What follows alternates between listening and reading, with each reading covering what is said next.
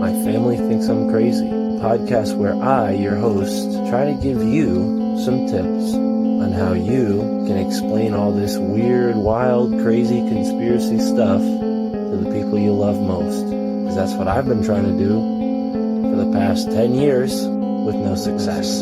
I've been telling everybody that our government is shady, but every time I do, my family thinks I'm crazy. The hollow earth, UFOs, aliens invading, fluoride in the water, they swear skies daily. When I talk about these things, they think I'm crazy. There's no escaping anymore the evil that we're facing. Illuminati mind control, they're sacrificing babies. The end of days, but anyways, my family thinks I'm crazy. What, they don't want to listen to you? No, they don't want to listen. They don't want to hear it. They're just like, oh, here we go, Mark.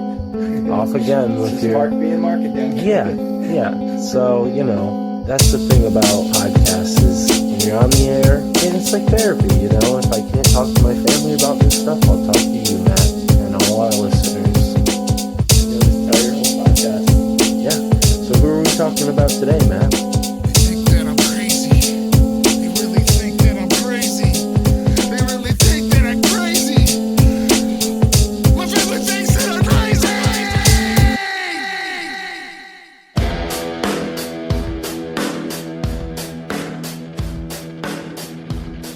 Welcome aboard. Today's journey is a Zeppelin ride away and out of reach to anyone without a dirigible of sufficient durability and ample fuel. Our destination can only be reached in a flight concluded with a strict downward descent into a chasm of crust, taking us into one of man's remaining final earthly frontiers, the many cavernous realms of our hollow earth. A journey last embarked on by a U.S. military contingency led by Admiral Byrd under Operation High Jump.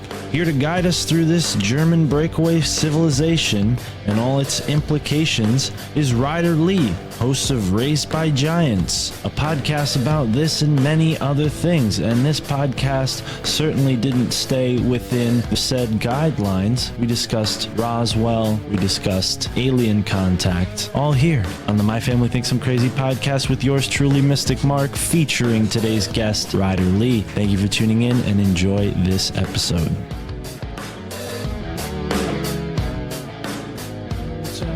That's an incredible thing. You can Google Project Paperclip, and another part of it was an exchange of humans for the programs like I just discussed. I mean, we didn't have a lot of the three-letter agencies before Project Paperclip. We didn't have NASA or the CIA. NASA was formed by the head of the Nazi aerospace program in Germany, Werner von Braun, right? Like the head of the CIA was also a Nazi officer. All these things were created after we brought those Nazis in and signed that contract with the Germans to infiltrate into high levels of power in the United States. And that's how they won the war, right? We won the war on paper, but they actually won the war for real, right? And after that, we got all the three-letter agencies. That's when the MK Ultra mind control stuff started happening, the psychological operations, the bending of truth, and the deception really started happening then. And it's apparent, right? If you just track this stuff back, you can see this downward spiral after World War II. My name is Ryder Lee. I started my show around 2 years ago, Raised by Giants, because I knew something had to be done about the problem on the planet. And I believe that it was not only a physical problem and with a lot of corruption and all the things that's going on in the physical world, but I also believe that it was a huge spiritual problem that we had on the planet too. Everyone is disconnected from everyone, from themselves and in turn each other. And at the end of 2019, I was going to write a book about all the ways that we've been mind controlled and manipulated. I was going to go through, every facet of society, of this top-down system that we seem to be living in. And a lot of the things that I wrote about in 2019, at the end of 2019, is happening today. And I decided that I needed to do something more whenever 2020 happened with the virus and stuff, because who really reads books anymore? Definitely this generation of people coming up don't read books anymore. So, they don't really even know how to read and probably never picked up a book in their life. So I decided to start the YouTube channel Raised by Giants to talk about all the topics that I was interested in and to get to the bottom of things here with other people and other guests that I thought are very credible in the field and that people could learn from. And in turn, I learned something from, and I've learned a lot about a lot of different topics, and I've been able to keep a open mind and the willingness to change my thoughts and ideas and beliefs when presented with new information, which I think is very important aspect that many people can't seem to do for some reason, but we are getting there. I hear you, man. Yeah, and bravo. I think more people ought to get up and share their truth, whatever that truth may be, and I want to ask you, is there a theme? Because I'll tell you what, when I first heard the name of the podcast, I judged a book by its cover. I'm assuming maybe you're talking about Nephilim, maybe you're tracking down giants and things like this. Have you talked about this subject? Do you have a through line, or is it really just, all encompassing what you're interested in?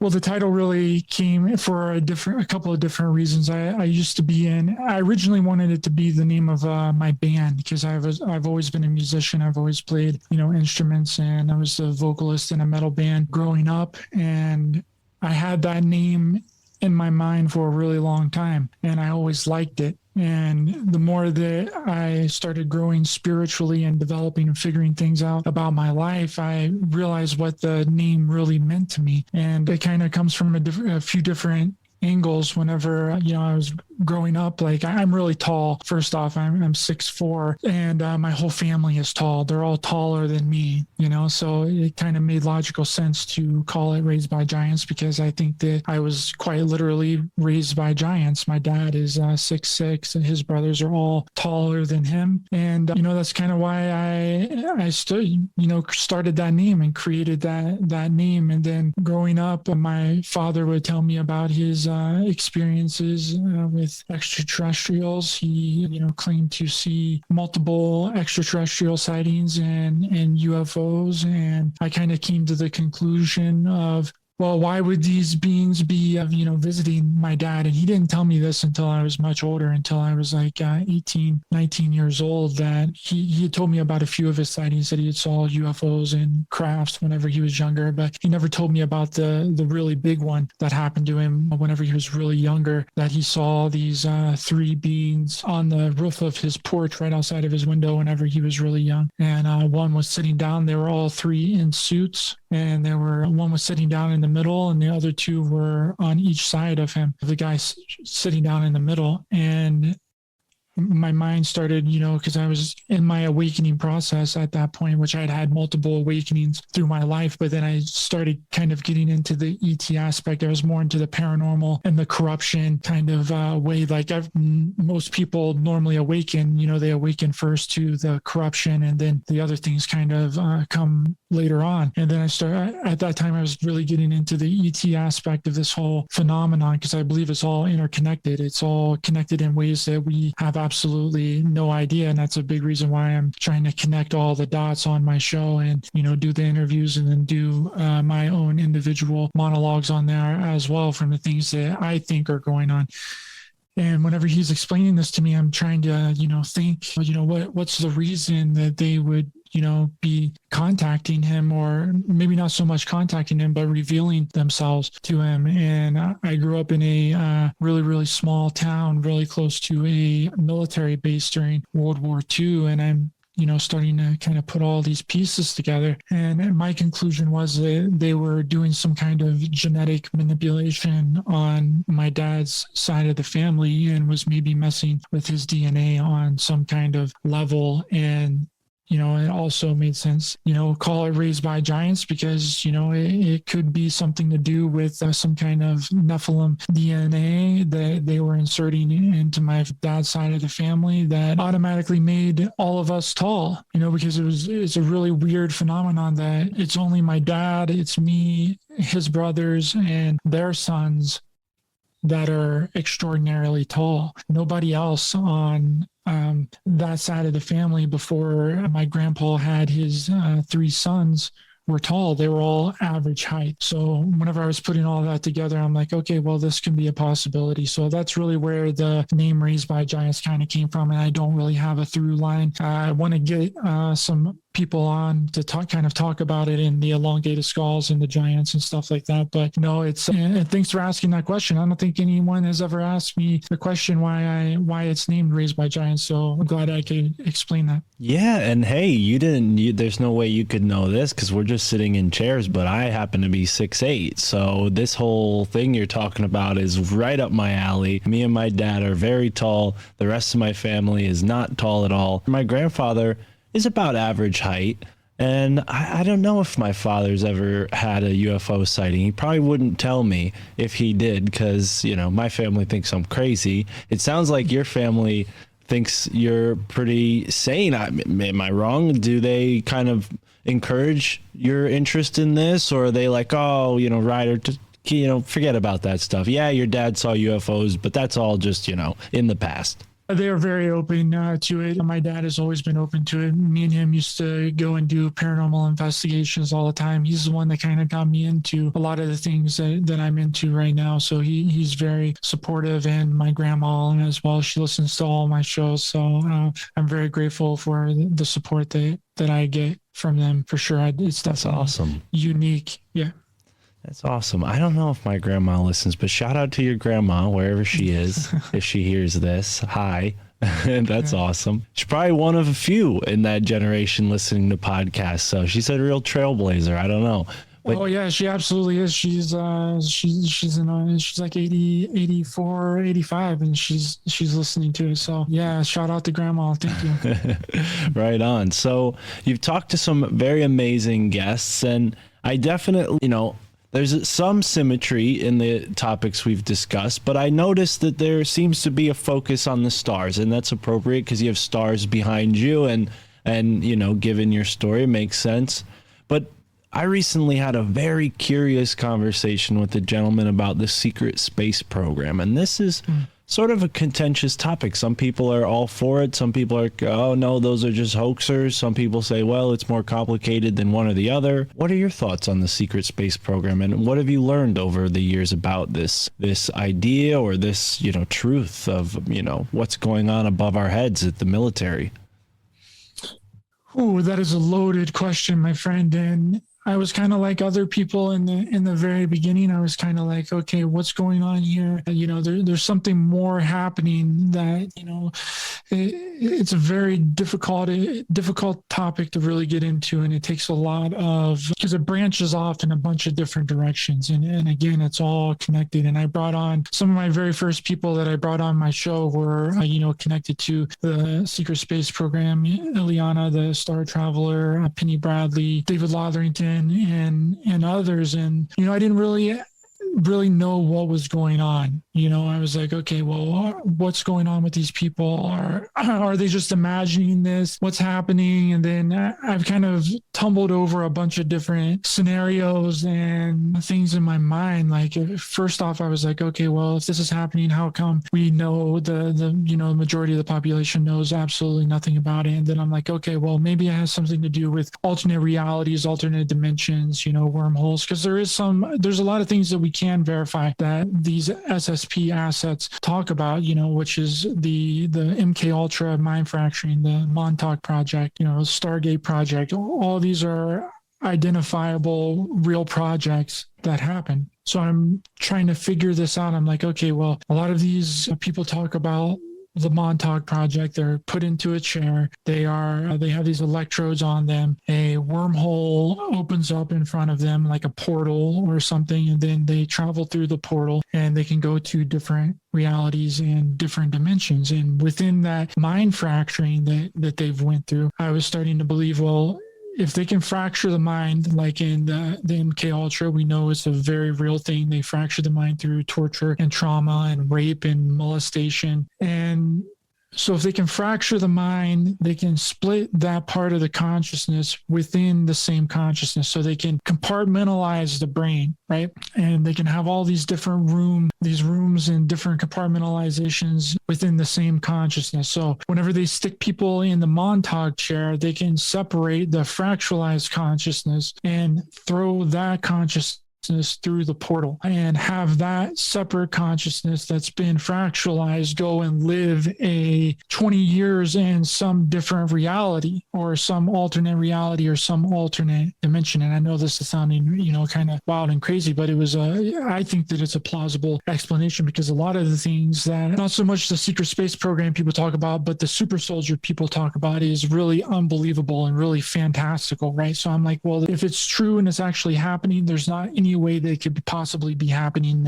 in this reality. It has to be happening someplace else. And then, because we know how time dilation works, right? Like within a portal, within a fabric of space time, it could be 10 minutes here, but it could be 20 years or 40 years or 60 years someplace else. And it only feels like it's a minute or 2 minutes here. So that was one of my first theories about how it was kind of going on. And then I started evolving that more, because there is some people in the community like Tony Rodriguez, Penny Bradley, that a lot of their experiences have been 100% physical, happening in this physical reality. And then I started, thinking, okay, well, I'm connecting all these dots. I'm like, okay, well, why are all of these three-letter agencies and intelligence community involved with disclosure?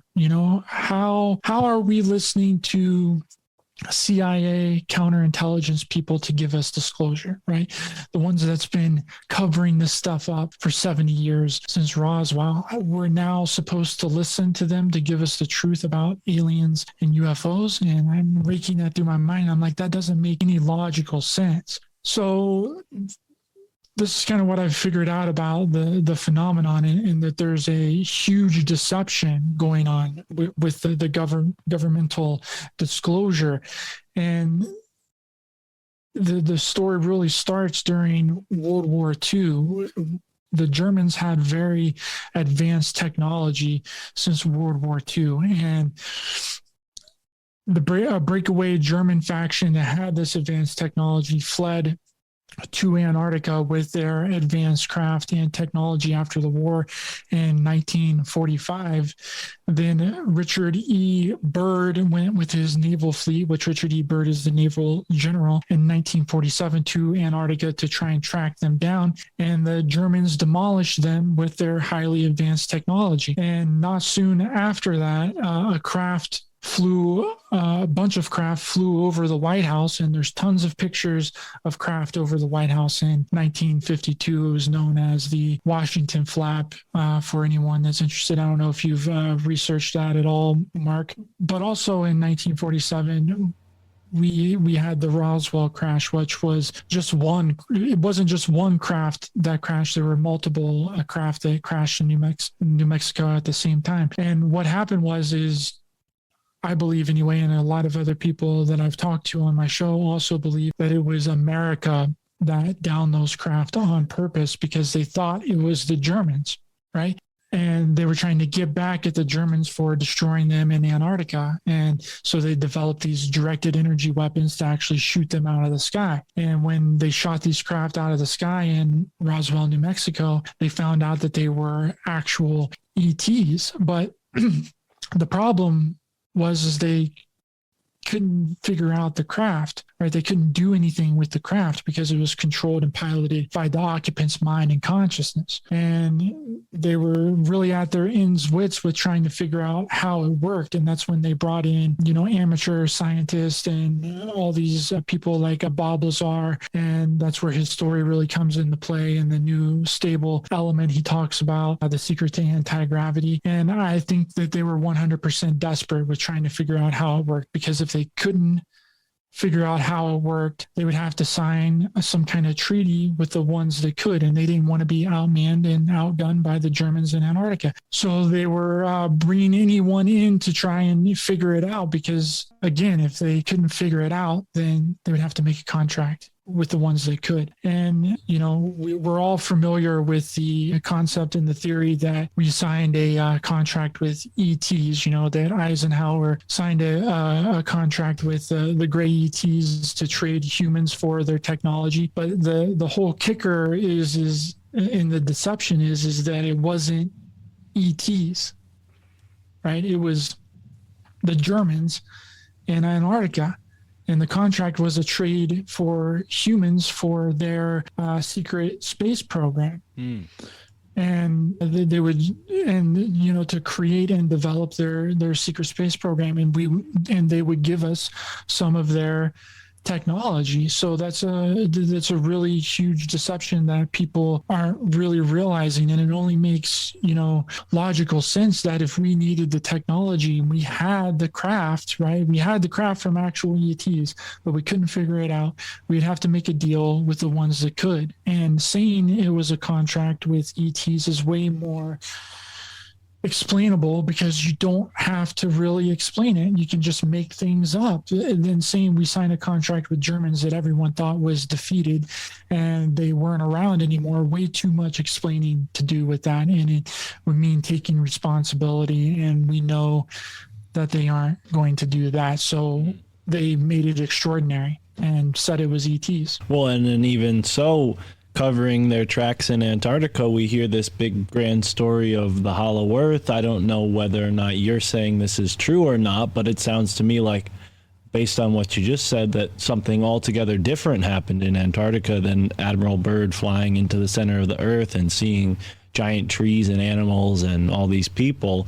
It sounds to me like the Nazis had, established their Fourth Reich in another part of the world and were taking strategic moves against the United States government. We have that Grenada Treaty that Eisenhower supposedly signed with gray aliens. I mean, who knows? If the Nazis' technology was sufficiently advanced, it would have appeared like magic, right? That's the old saying. So it could have been that they just hologrammed the vision of ETs. I mean, Crowley was in Germany a lot. He drew up that Lam picture, and curiously, the gray aliens kind of look like that same picture. But wow, yeah, a lot of angles we can take on what you just said, Ryder. But let's start with Admiral Byrd. Do you think that Hollow Earth story was to divert attention from the Fourth Reich? Well, the way that I think that it kind of went is he was an explorer first before he was an admiral of the Navy, and he was an explorer. So he explored all around the world. And it is very possible that he could have went to Antarctica and went into the Hollow Earth. I mean, they're definitely hiding something more than just the Germans in Antarctica. There is highly advanced, sophisticated mind control technology there. Eric Hecker has talked about this, the ice cube neutrino detector, which is used for, mind control. It's basically a mind control device that puts out very harmful frequencies that can affect people from across the planet, depending on what level of a frequency that you have it on. There's a lot of things that are happening in Antarctica, but I think that it is plausible that he could have went there on his own before, and then that's why the United States government sent him again, because he had already been there, and they had found out information that this is where the leftover remnants of the Nazi party went. It was to Antarctica to kind of hide, so they went after them to try and take them out. And little did they know that they had we did know that they had highly advanced technology. We just thought that we kind of defeated them, and that really wasn't the case. And when we got there, they basically destroyed the entire naval fleet. I believe that only a certain amount of people actually got away and made it out alive, and that was like their show of power and what they could do. And what we did, the cover up was to explain it away like it's aliens, and a part of the contract that we had to sign with them was the infiltration of Germans into high levels of power in the United States. That's a credible thing. You can Google Project Paperclip, and another part of it was an exchange of humans for the programs, like I just discussed. I mean, we didn't have a lot of the three-letter agencies before Project Paperclip. We didn't have NASA or the CIA. NASA was formed by the head of the Nazi aerospace program in Germany, Werner von Braun. Right, like the head of the CIA was also a Nazi officer. All these things were created after we brought those Nazis in and signed that contract with the Germans to infiltrate into high levels of power in the United States, and that's how they won the war. Right, we won the war on paper, but they actually won the war for real, right? And after that, we got all the three-letter agencies. That's when the MK Ultra mind control stuff started happening, the psychological operations, the bending of truth, and the deception really started happening then. And it's apparent, right? If you just track this stuff back, you can see this downward spiral after World War II. And that's when people started experiencing abductions, cattle mutilations, and stuff. And they had to cover it up, right? They couldn't come out and say that this is a human group, right? They had to blame it on ETs or extraterrestrials, right? When it's really the humans and the Germans from Antarctica collecting on their contract. And I don't know if I'm sure you've heard people in the community talk about the MyLab abductions, the military abductions, right? And that's what all this has been. It's all been our military that's been abducting these people. And that's why a lot of the MyLab abductees always claim to see German flags and German symbols during their abduction, or German officers. And this is the huge deception and the huge elephant in the room that absolutely no one is talking about. And you brought up earlier about that they could be using some kind of holographic technology to project some kind of aliens, and that's very highly plausible.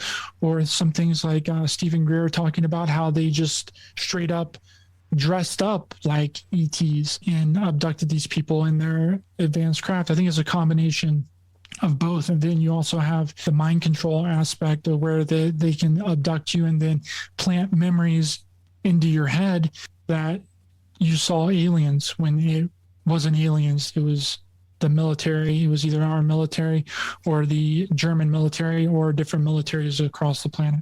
Right. Wow. Yeah. And when you put it in that context, it certainly becomes very sinister. And given what we know about what was going on in those, Holocaust camps and Nazi experimental camps, it's not far-fetched to make the connection, especially when you hear things like probing and dissections and even cattle mutilations.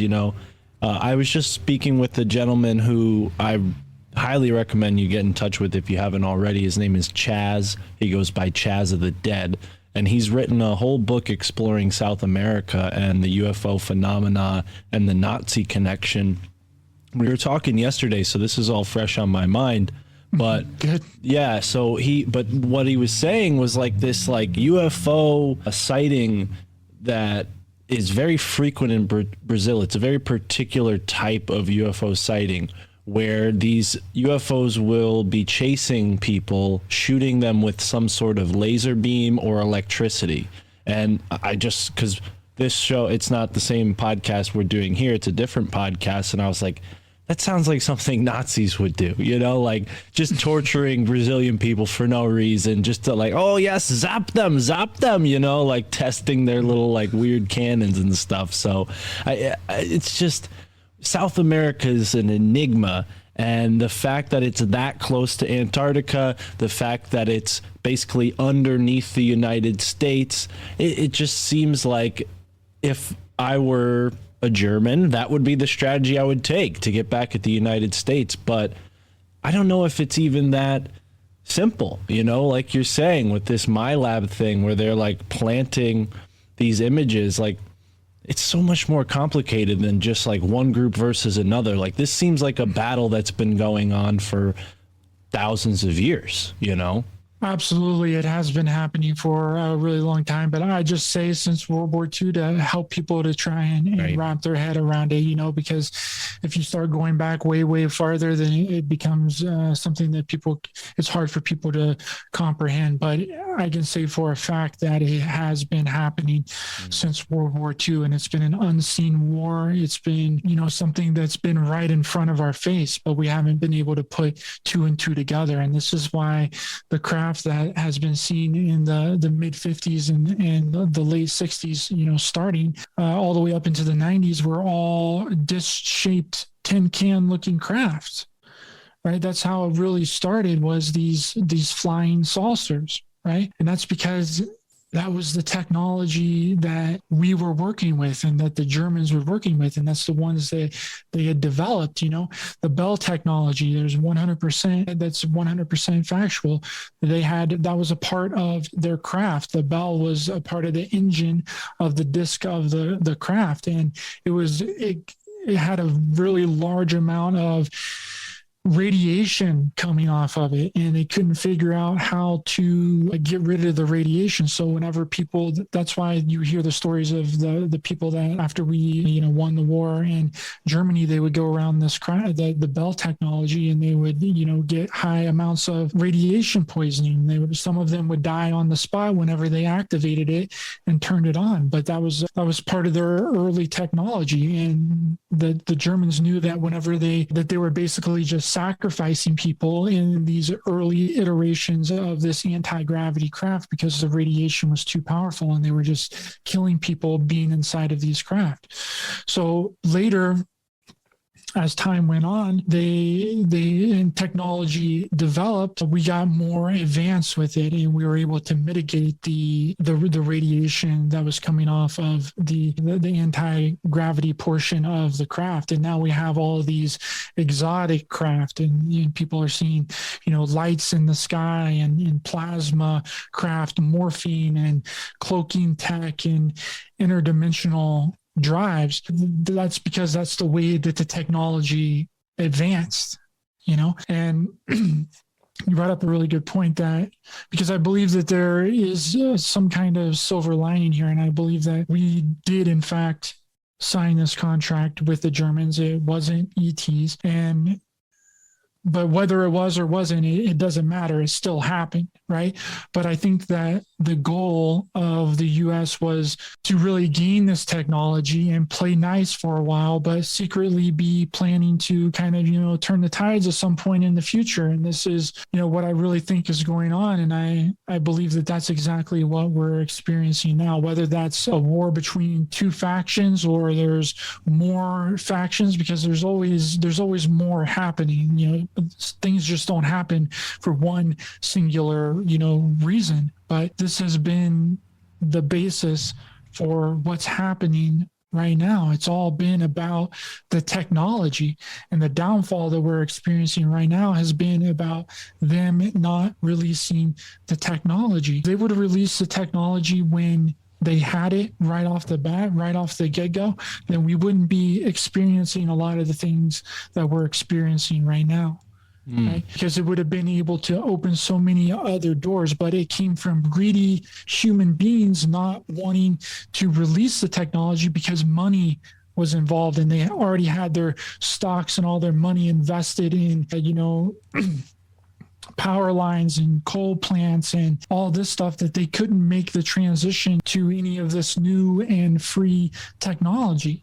Right? They had their money invested in the medical system so far that they've made a business off of it. We know that the medical system is all there to poison you and not actually heal you. But if they would have released the technology, they would have had free energy devices. They would have had free med beds that people can actually heal from, and heal from their ailments and their diseases and everything.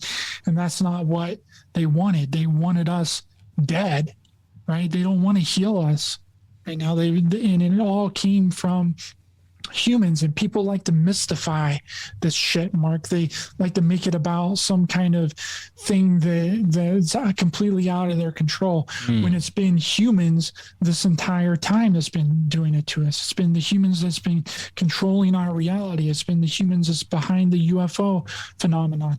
It's the humans that are behind all the control systems and structures that we've implemented, in the societal stigmas that we have to go through, the indoctrination. It's all been humans.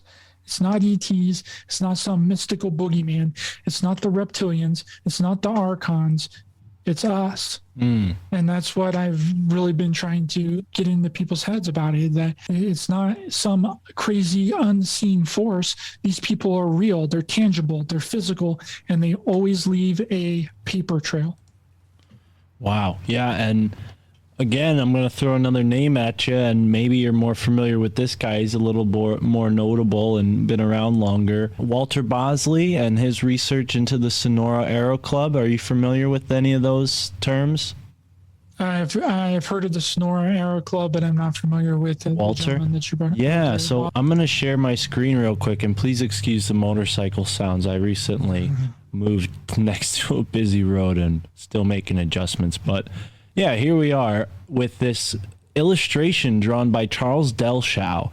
And the reason I bring this up, the reason why it connects, Ryder, and I'm glad you're unfamiliar, because it gives me a chance to let you take a break, and I'll talk a little bit now. We have this Sonora Aero Club, which was primarily composed of German American immigrants, right? People who were living in America who emigrated from Germany. And this is around the Civil War period, when they're creating these flying machines in the Southwest. So here's an illustration. We have another illustration as well. This is a little more colorful, but you get the idea, the concept they were trying to play around with. And that's strange. I just noticed my birthday up there, October 11th. I never saw that before. But yeah, these are just very odd, sort of, you wouldn't imagine that they were made in the 1930s and 40s, but these are some illustrations, and apparently it goes back as far as the 1800s, right? Like, this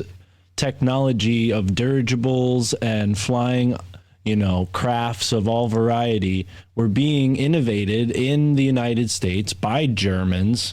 And then, curiously enough, we have this Roswell situation. We have all these, crafts that, as you're saying, could be flown by Germans. I think there's a connection there. It's not my wheelhouse, it's Walter's research, so I won't say much further. But I definitely recommend you check out his work. I'll send you his website after we're done here. But yeah, Walter Bosley's theory is that there's a breakaway civilization of Germans who created this, flying technology before anyone else. And, my theory is that these groups that we call, like, this country, this nation, those are just fronts. Those are just fronts for the elite that are operating the real strings. And, they're using all elements of different societies to craft their grand plan, like the Germans, bringing it home to closer to where I'm from Connecticut. And, there's a very, well-known, notorious group, Skull and Bones, with a German origin. The founders of Skull and Bones went to Germany, learned from Hegel and all these other people at the University of Berlin about these sort of fascist, very Prussian, militaristic ideas of what society should be like and how the state should rule. And we have in the Nazis, a fascist group who thinks that the state should be above all. It seems to rhyme, and there are no coincidences, so. Absolutely. And this also, I'm glad you brought that up, because whenever you were talking about it, I actually do remember Penny Bradley has talked, I just had her recently on my show. She was part of the German space program, Nachlaften, out of Antarctica, the breakaway German faction. And she talks about that in that interview. She talks about how back in the late 1800s, they were, and even before that, I can't remember the exact date, so don't quote me, but back hundreds of years ago, there was a group of people that were trying to create these crafts, and this also really ties into all kinds of different facets, right? It ties into with the JFK assassination, right? Because JFK had connections in his early 20s with the Secretary of the Navy after World War II, James Forrestal, right? And James Forrestal kind of took JFK under his wing, and he took JFK and they traveled to Germany together after the war to see the famous Bell UFO craft that the German aerospace techs that I was mentioning earlier were working on. And after they came back, JFK ran for Senate and Forrestal became the Secretary of Defense, the very first Secretary of Defense, and MJ-12 was born. I'm sure you've heard of MJ-12, which is, Majestic 12, James Forrestal being one of the first members of Majestic 12, the group of men overseeing the UFO and saucer technology here in the United States and developing the American SSP program, the naval program.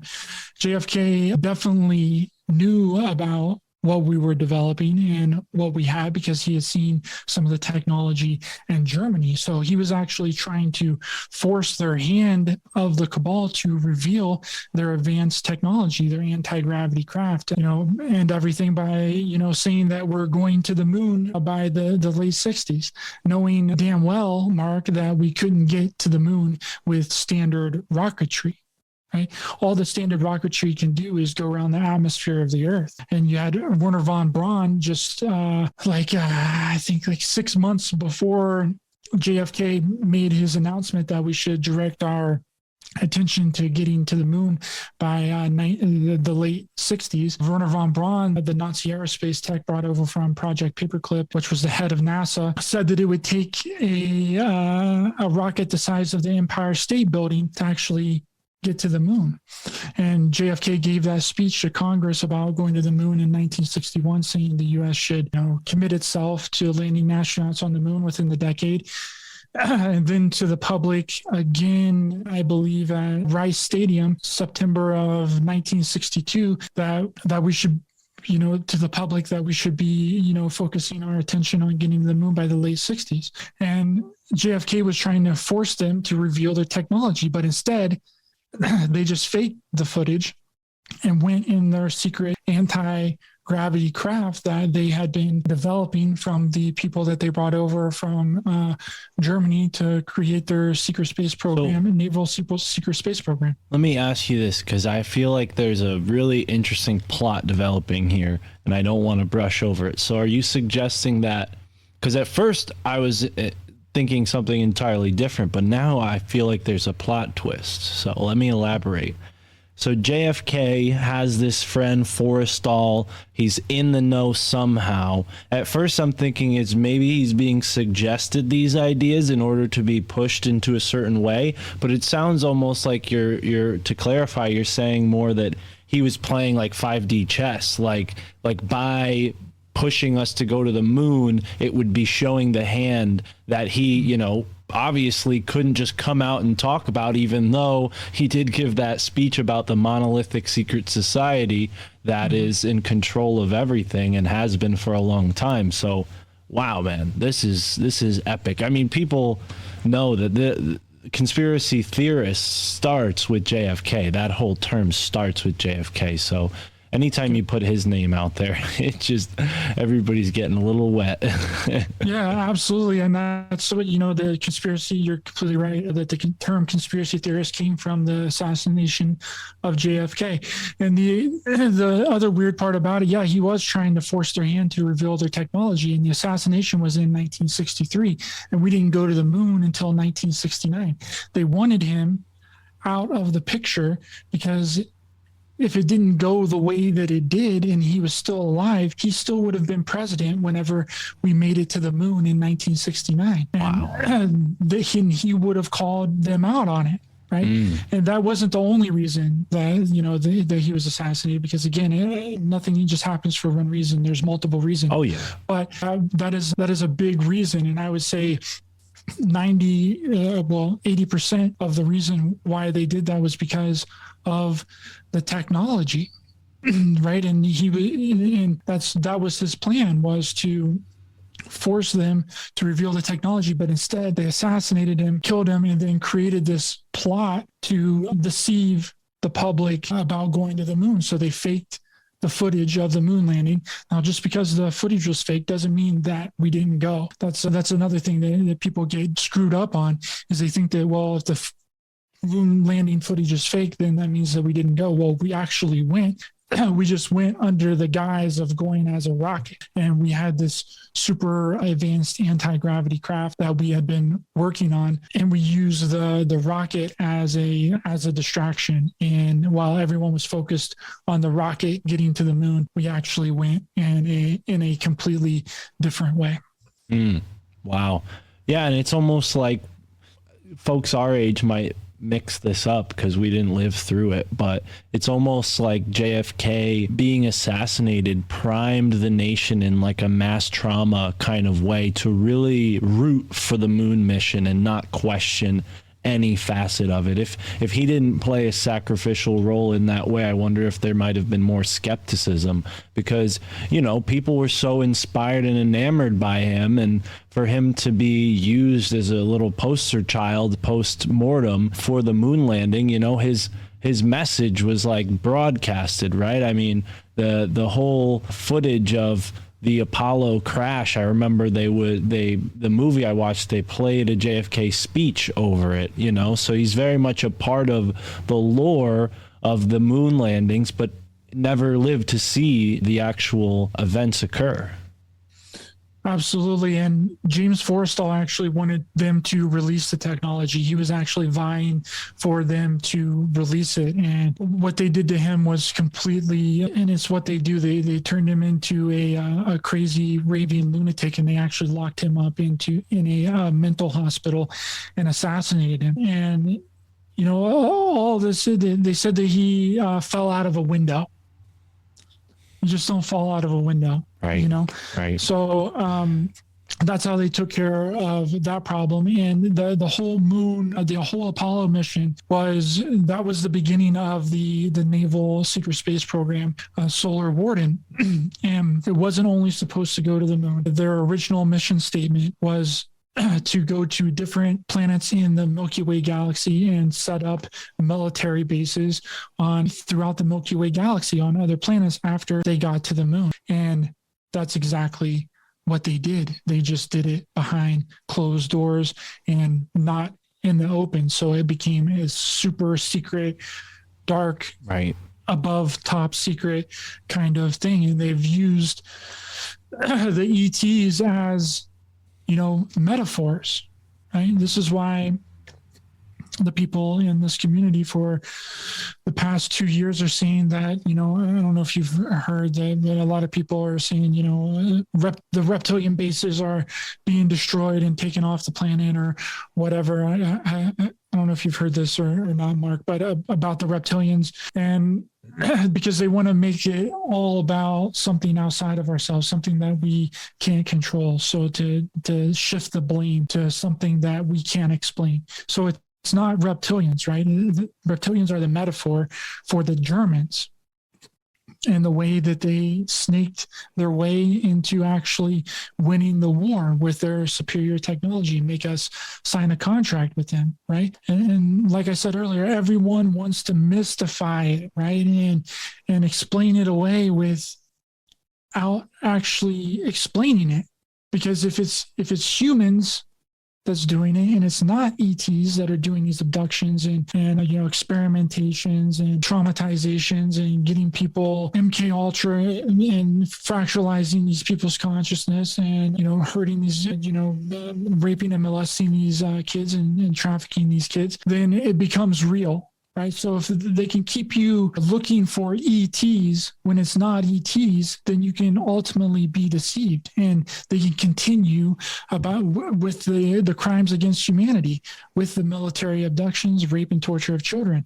It's the oldest technique that the CIA has used, you know, where they release two truths and a lie to have plausible deniability. That's what this entire thing is about. And it's always plausible deniability. The truth is that there are UFOs and highly advanced technology, but the lie is that it's ETs. right? And that's why there's so many of these UFO mega superstars in the community that their stories don't make any sense and they don't add up because they aren't telling you the truth.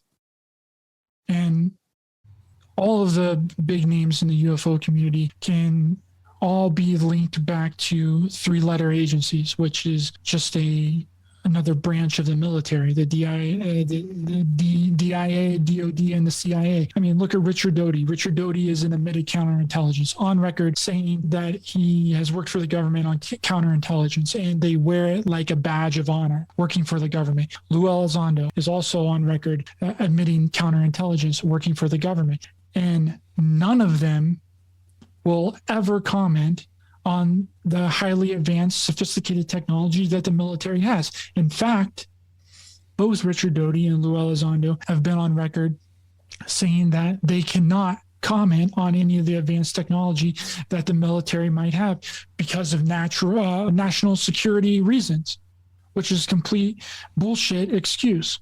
Their main role here, Mark, is to take the conversation back to ETs and aliens when anyone figures this shit out. This is why the whole community is littered with 3-letter agency intelligence people, right? And they turn it into fear propaganda. It's to keep everybody on track about ETs and not making any connections to us, the Germans, or our military.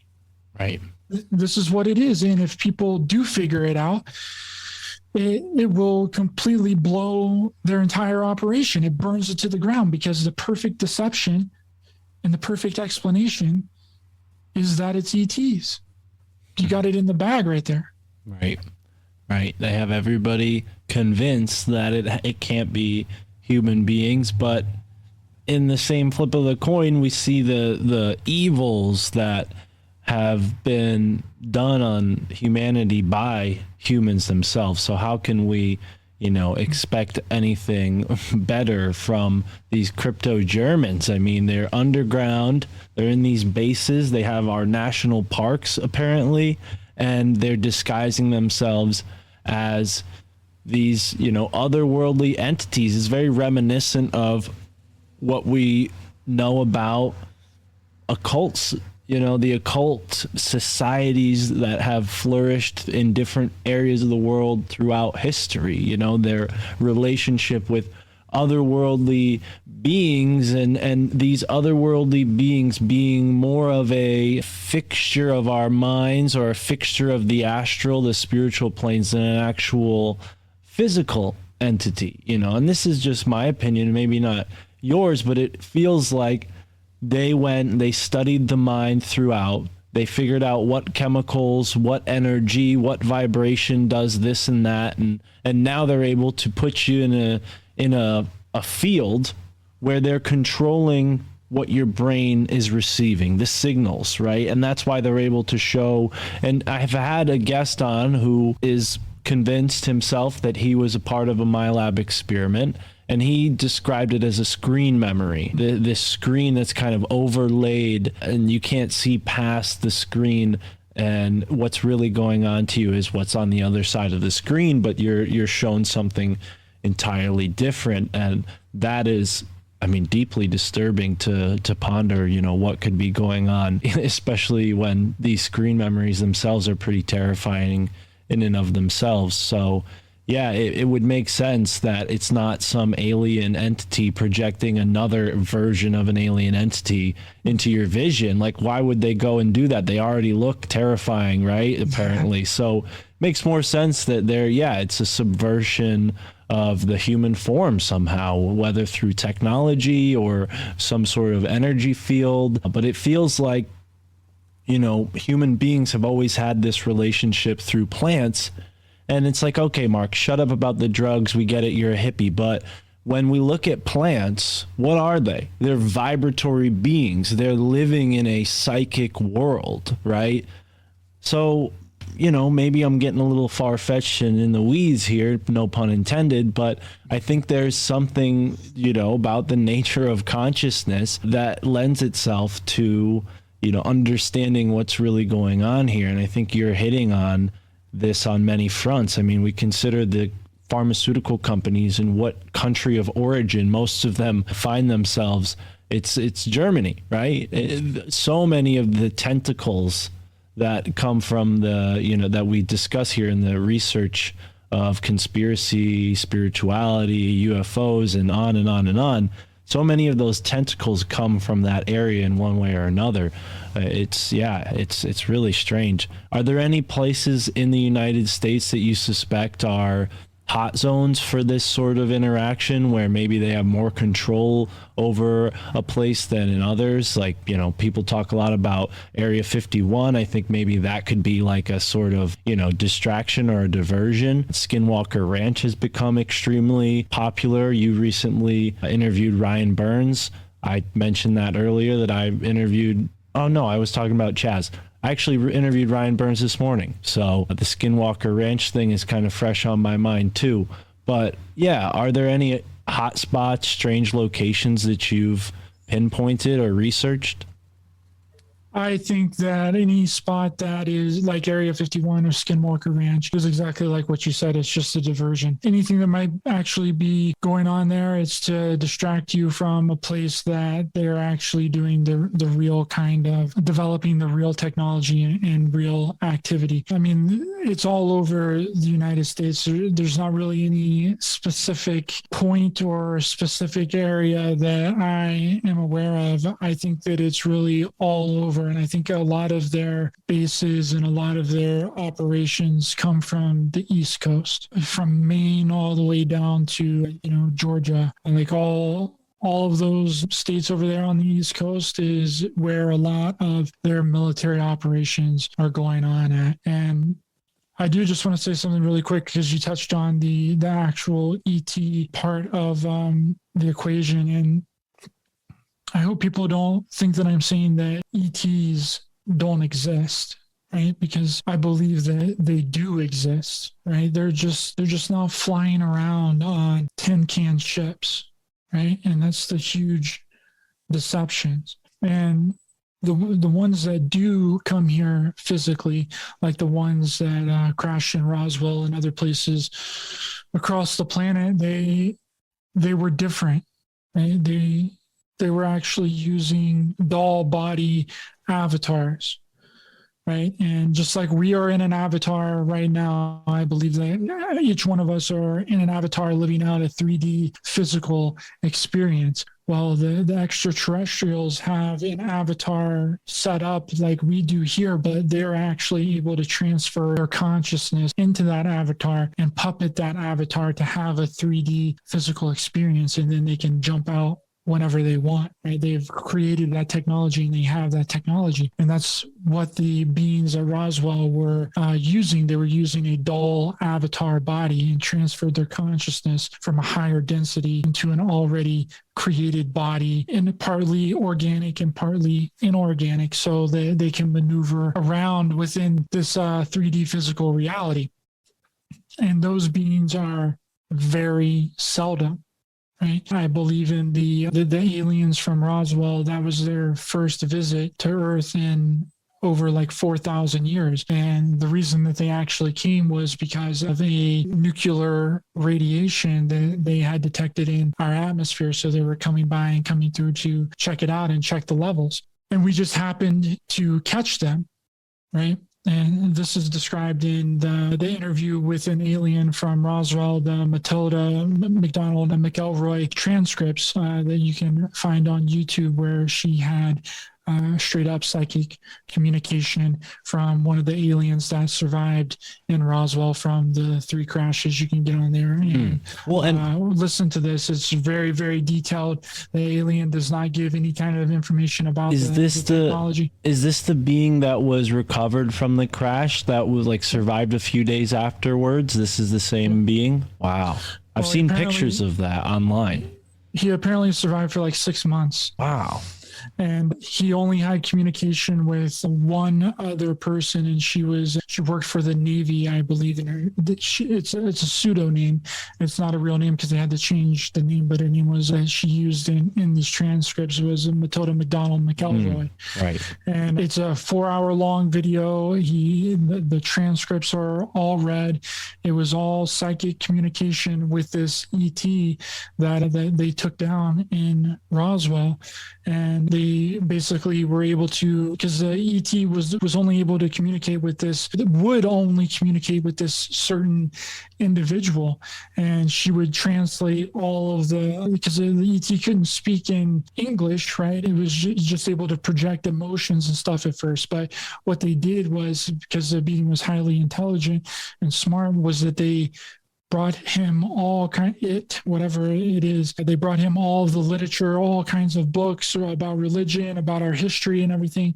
And he read it within like a week, like stacks and mountains and mountains and mountains of books. And he actually learned how to speak English and got more information about us and was able to communicate that to the Metoda McDonald McElroy that was sitting across from her. And he gave her all of this information about how our reality works, where they're from, what they were doing, how often they come here, and yeah, that's very good information, and I believe it's 100% legit and real, and you can still find it on YouTube. It's too detailed. There's too much information in there that no one could possibly know. So, but the names have been changed and to hide the secrecy of the individual, and she was actually able to get out of Area 51 with the transcripts that she had written up on her.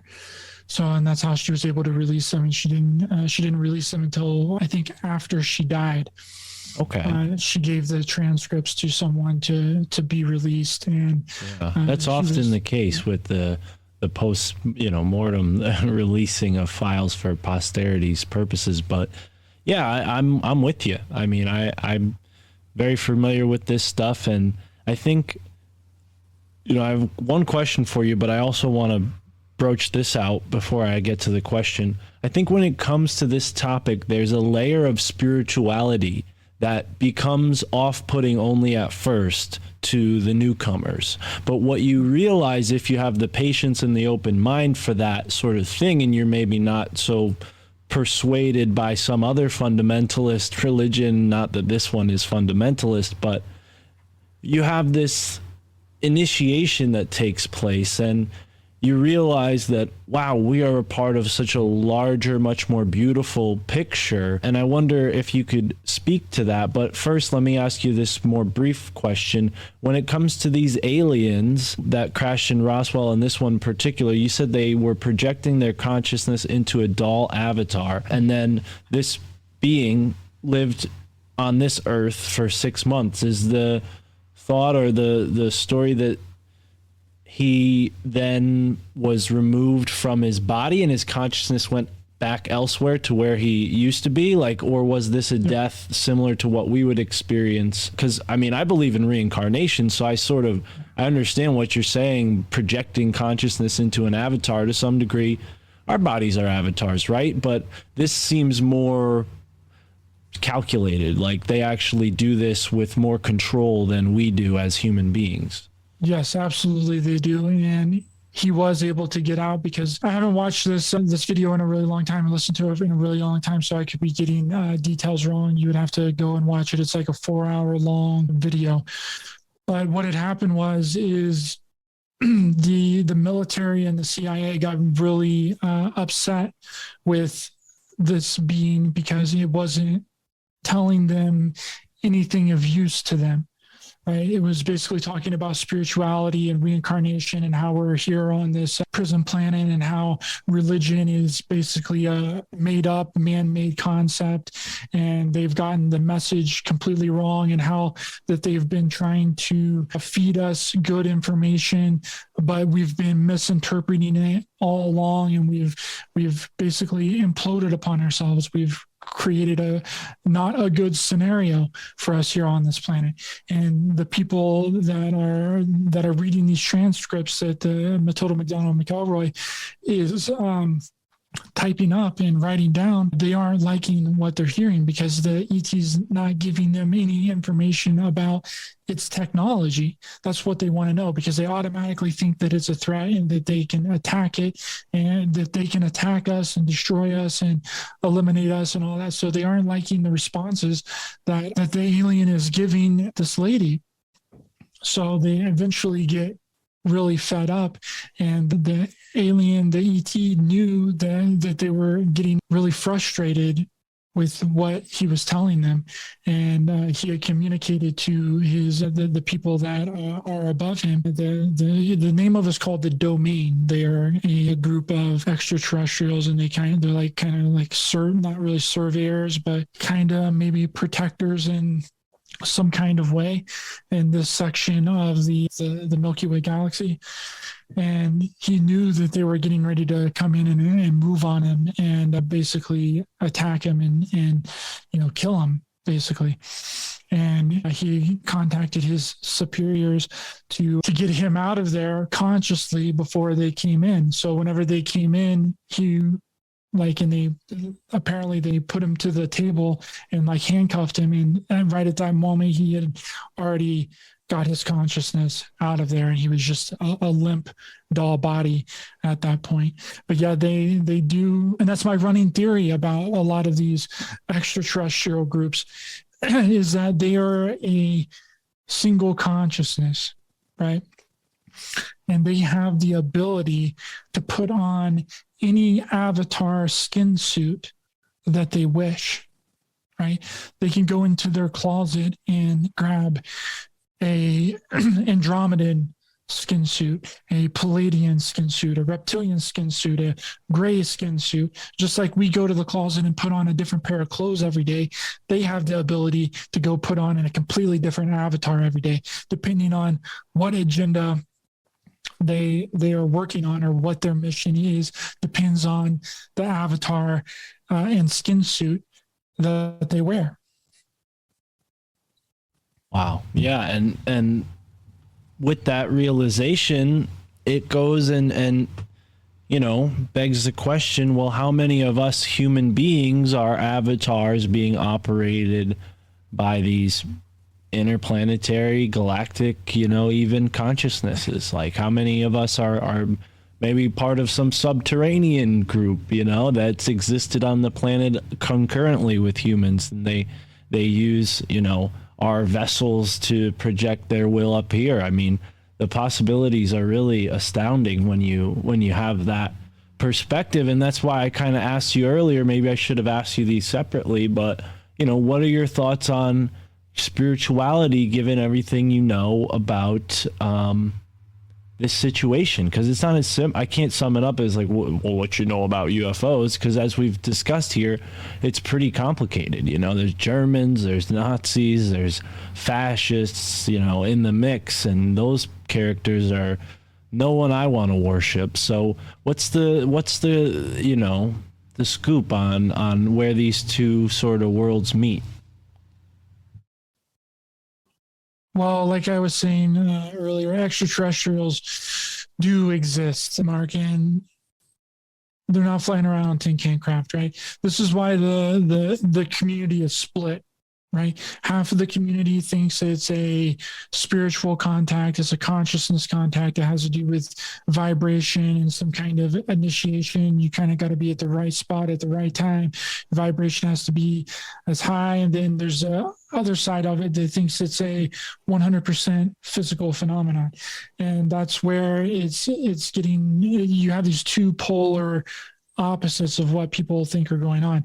And the real ET contact with true and real extraterrestrials are done consciously, not physically. It's a spiritual contact. And the physical stuff, again, I've already beat it into the ground here today, but is our military. The abductions are our military and other militaries across the planet, right? But the actual ET contact is a loving, joyful, happiness, and pleasurous experience, right? If you're having true ET contact, you're not going to have any fear.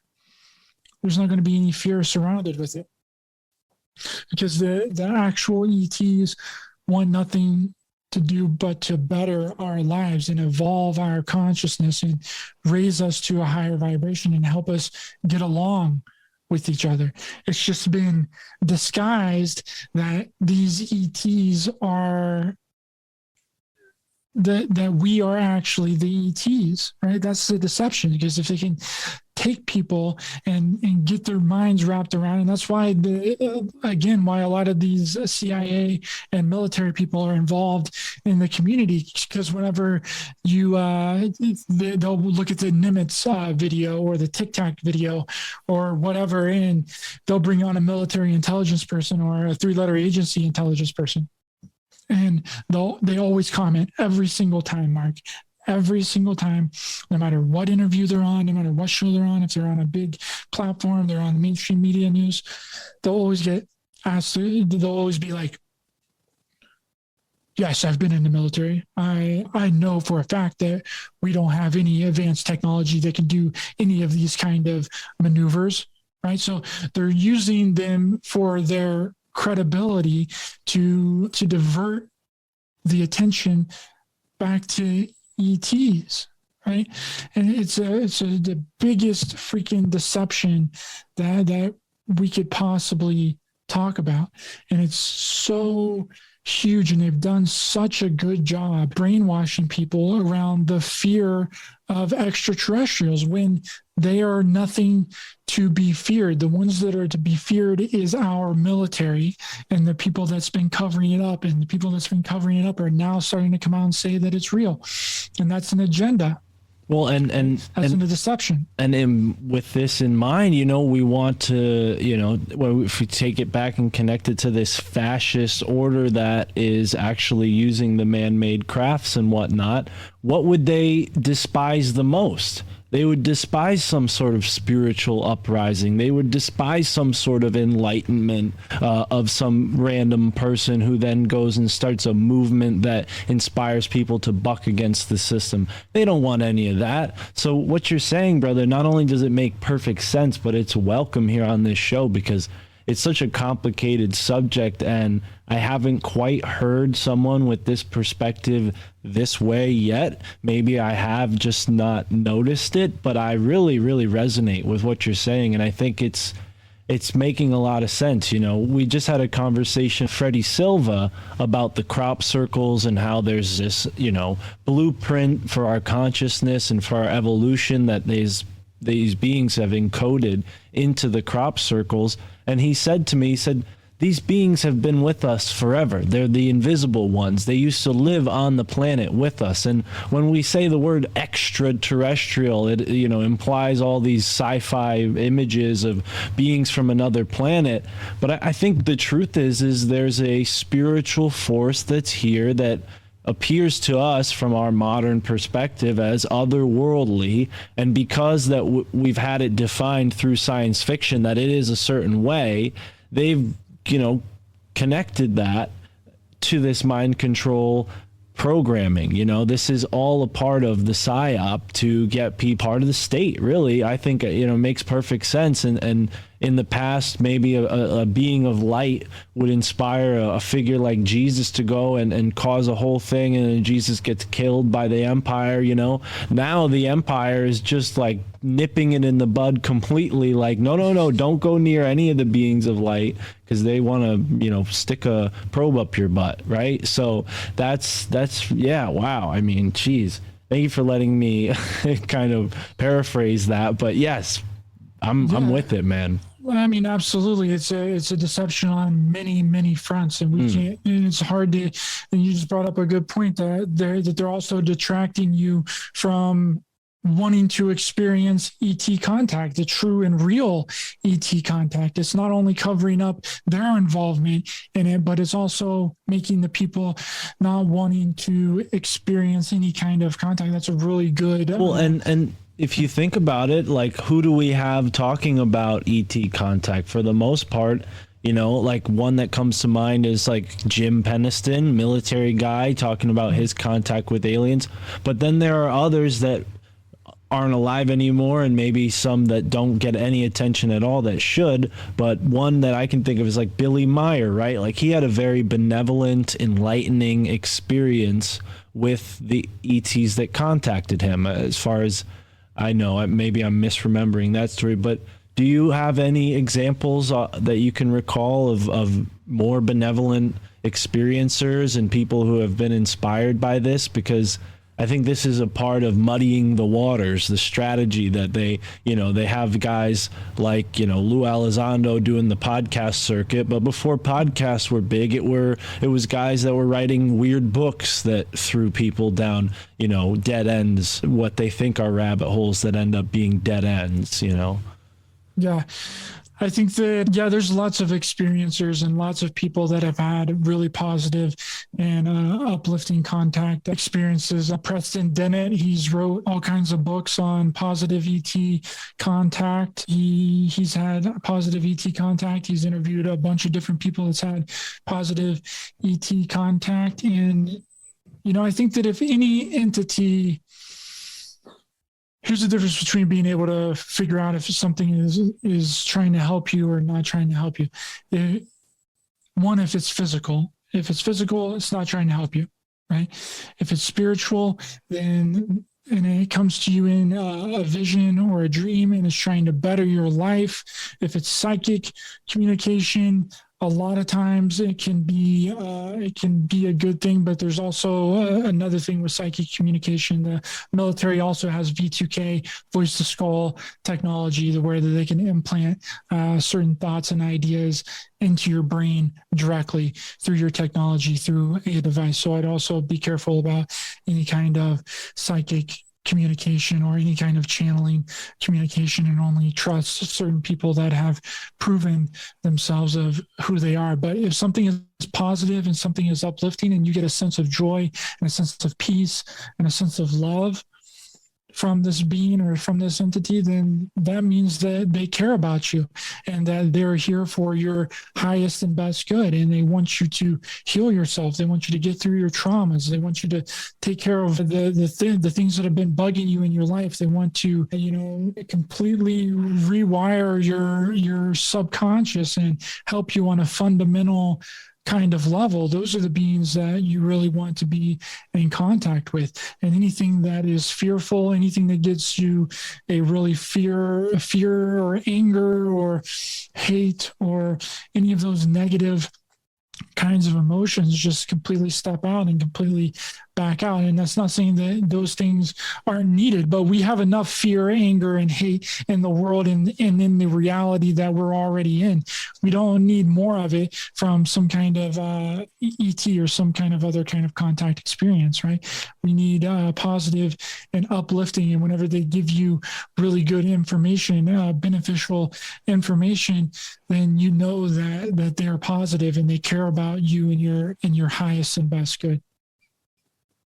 Thank you. Yeah, man. And that's something I was hoping to get to, because I think there are people out there who are primed through podcasts like this to have these sort of experiences. So, I mean, whether it's as extraordinary as actual spiritual contact, or maybe just, having a synchronicity that lines something up that ends up being really beneficial. I've had that happen many times through the podcast, way before I was even hosting my own podcast. And, I've had Ryan Bledsoe on the show, and Ryan's a very interesting guy. He's definitely has his own story to tell that I won't retell because he's told it before, but you might be aware. And I think he has a very similar message, that these beings are here to help us. The beings of light are here to help us. And it's amazing on the flip side of that to hear the perils that he's went through with these three-letter agencies, harassing his family, trying to create documentaries that portray their story in a negative light or in an uninformed light. And they've done a really good job, in my opinion, from what he's told me. Of course, he's, I'm getting it from the horse's mouth, so there's a selective bias there, I'm sure, but I trust Ryan. And he tells his story, and it doesn't sound like the three-letter agencies are doing him any favors. If anything, they're just causing more problems in their life under the guise of trying to research what's going on. And it's just ridiculous, man. It borders on harassment. That's why a lot of the people that have had real contact experiences back in the early as the 60s or the 70s, the men in black would always show up, right? Because they're interested in the real ET contact, and then the three-letter agencies get involved with real people, and then they try and make it as hard as they can for the actual real contactees that has figured out some kind of real information that ETs has disclosed to them. The three-letter agencies want to get in and figure out what it is, so they make things way harder for the real legitimate contactees that have actually contacted real ETs and real aliens. And we've seen that a lot. And they'll put out disinformation and try and destroy the credibility of these real ET contactees all the time. There's a lot of evidence because you brought up Billy Meyer earlier. There's a lot of evidence that a lot of the Billy Meyer photos and stuff has been faked, and they were done by wire and strings and analysis on the Billy Meyer stuff. But I think that it could have been that he actually was in contact with real extraterrestrials, and some three-letter agencies or some kind of people superimpose these things into the photographs and to discredit him, and then make it to where no one looks at any of his stuff or takes him seriously anymore. That's another trick that the CIA and three-letter agencies do. They'll do anything. They'll go to any realm of possibility to discredit somebody. They will dig up old stuff on people. They will do whatever it takes and sometimes they'll just completely fabricate stuff and make things up, just to make someone unbelievable or lower their credibility in the public eye. Right. So nothing is out of the realm of possibility with any of these things, Yeah. I'm not 100% sure on the Billy Meyer case. It could be that he was faking the whole thing to get some kind of publicity, or maybe he wasn't and it was planted on him. I really have no idea, but I have the open mind enough to think about both sides of the equation.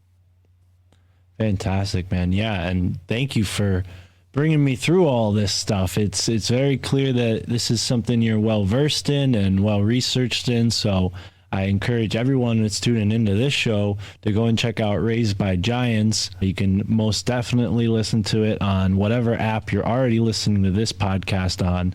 Ryder, anywhere else that they can follow up and support you, brother? Raised by Giants. You got past 100 episodes at this point. Tell us what else we can find for you. You can find me on YouTube at Raised by Giants. You can also find me on Rockfin. I just got a Rockfin channel a little under 2 weeks ago. You can find me on there. I'm posting my content on there as well. And you can find me on any other podcast platform: Spotify, Google Podcast, Apple, Spreaker, iHeartRadio, Amazon, anywhere you listen to podcasts on. And thank you so much for having me on, Mark, my brother. It was an amazing conversation. I really enjoyed it, and I appreciate you a lot. And thank you.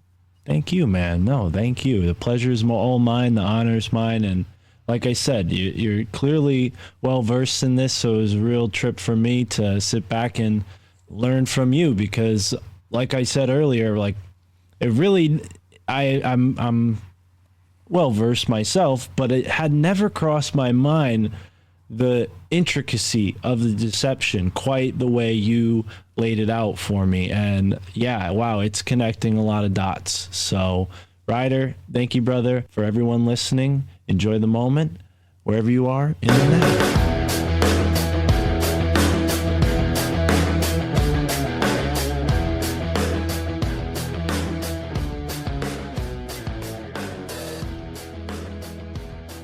Thank you, Ryder Lee, for joining me. Please do go and check his show out using whatever podcast app you're using now. That's the Raised by Giants podcast, and he is associated with Chris Matthews, past guest on the show here, Forbidden Knowledge Network, right? This is Chris Matthews' deal, and he's got a really cool website. And speaking of cool networks and things like that, you can find his network on Alt Media United, a podcast cooperative that aims to be more than a network. We go above and beyond to help you, the individual podcaster, create amazing independent content.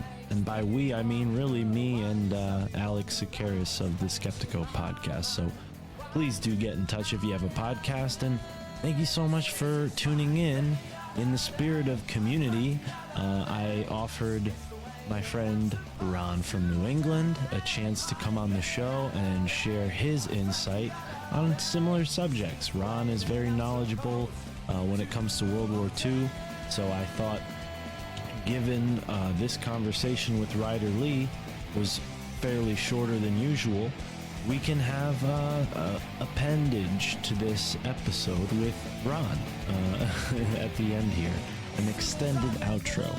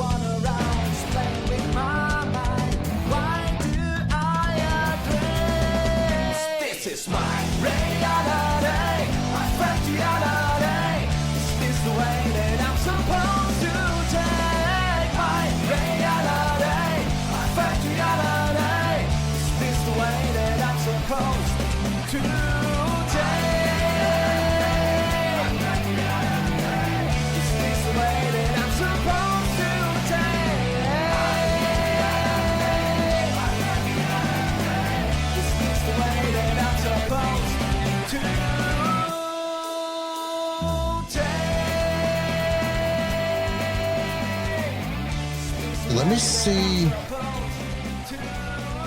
Is that New York or Seattle? What city is that behind no, you? That's Boston. Boston. Oh, what am I thinking? How could I have gone so far away? There you go. Now you're in your Harry Potter library. My life. Why is my screen so messed up? It looks like it just looks like I have a palm tree. No. I'm in my private library of hidden history and mysteries. Okay. Do I sound okay? You sound good. What kind of mysteries have been going on in the haunted garage lately? Anything interesting? Yeah, we have a lot of mysteries lately. Like, where are the people? Your cars are done. Come pay for them.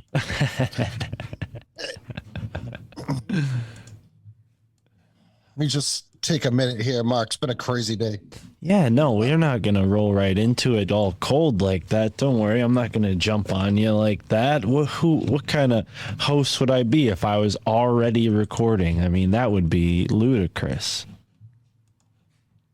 I'm already recording, Ron. I want to ask you, Ron, about some of the stranger aspects of the Nazis, because that's what we talked about in this episode that you'll be featured in with Ryder Lee, Raised by Giants. I told you a little bit about him on the phone, but we talked about Roswell as this sort of marker in time for alien contact and how the Nazis have this advanced technology and have been in contact with certain alien species. And this was a few weeks ago, so I don't remember exact details, but he has, you know, a lot of out there theories about the Nazis, and I wanted to know what were some of the more bizarre ones that you believed in. All right, so yeah, that's where we start, Ron, you know, but if you want to do a more traditional intro, how you been?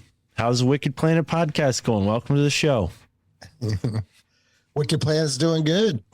Right on. Listeners have doubled since the beginning of April, so we're pretty happy about that. Congrats. But yeah, you know, I know, you know, a little bit about some of the Nazi theories and everything that's tied in with Antarctica and basically Hollow Earth too, which is the one thing I kind of always struggled with is, you know, how does Antarctica fit in with Hollow Earth? How does Flat Earth fit in with Hollow Earth? How does Ice Wall fit in with Hollow Earth? And just a lot of the things that you see or that you've heard or any old videos like from Periscope films when you watch old videos about Admiral Byrd and stuff. But I think it's all tied in one way or another. I'm kind of a firm believer in the Fourth Reich theory, where the Nazis won the war, but the Germans didn't. And this is, or however you want to put that. But yeah, that's the more concise and intelligent way to put it. I sort of beat around the bush at saying that, but yeah, that's exactly what Ryder Lee was giving me evidence for, was the Fourth Reich and their presence here today and the history post World War II.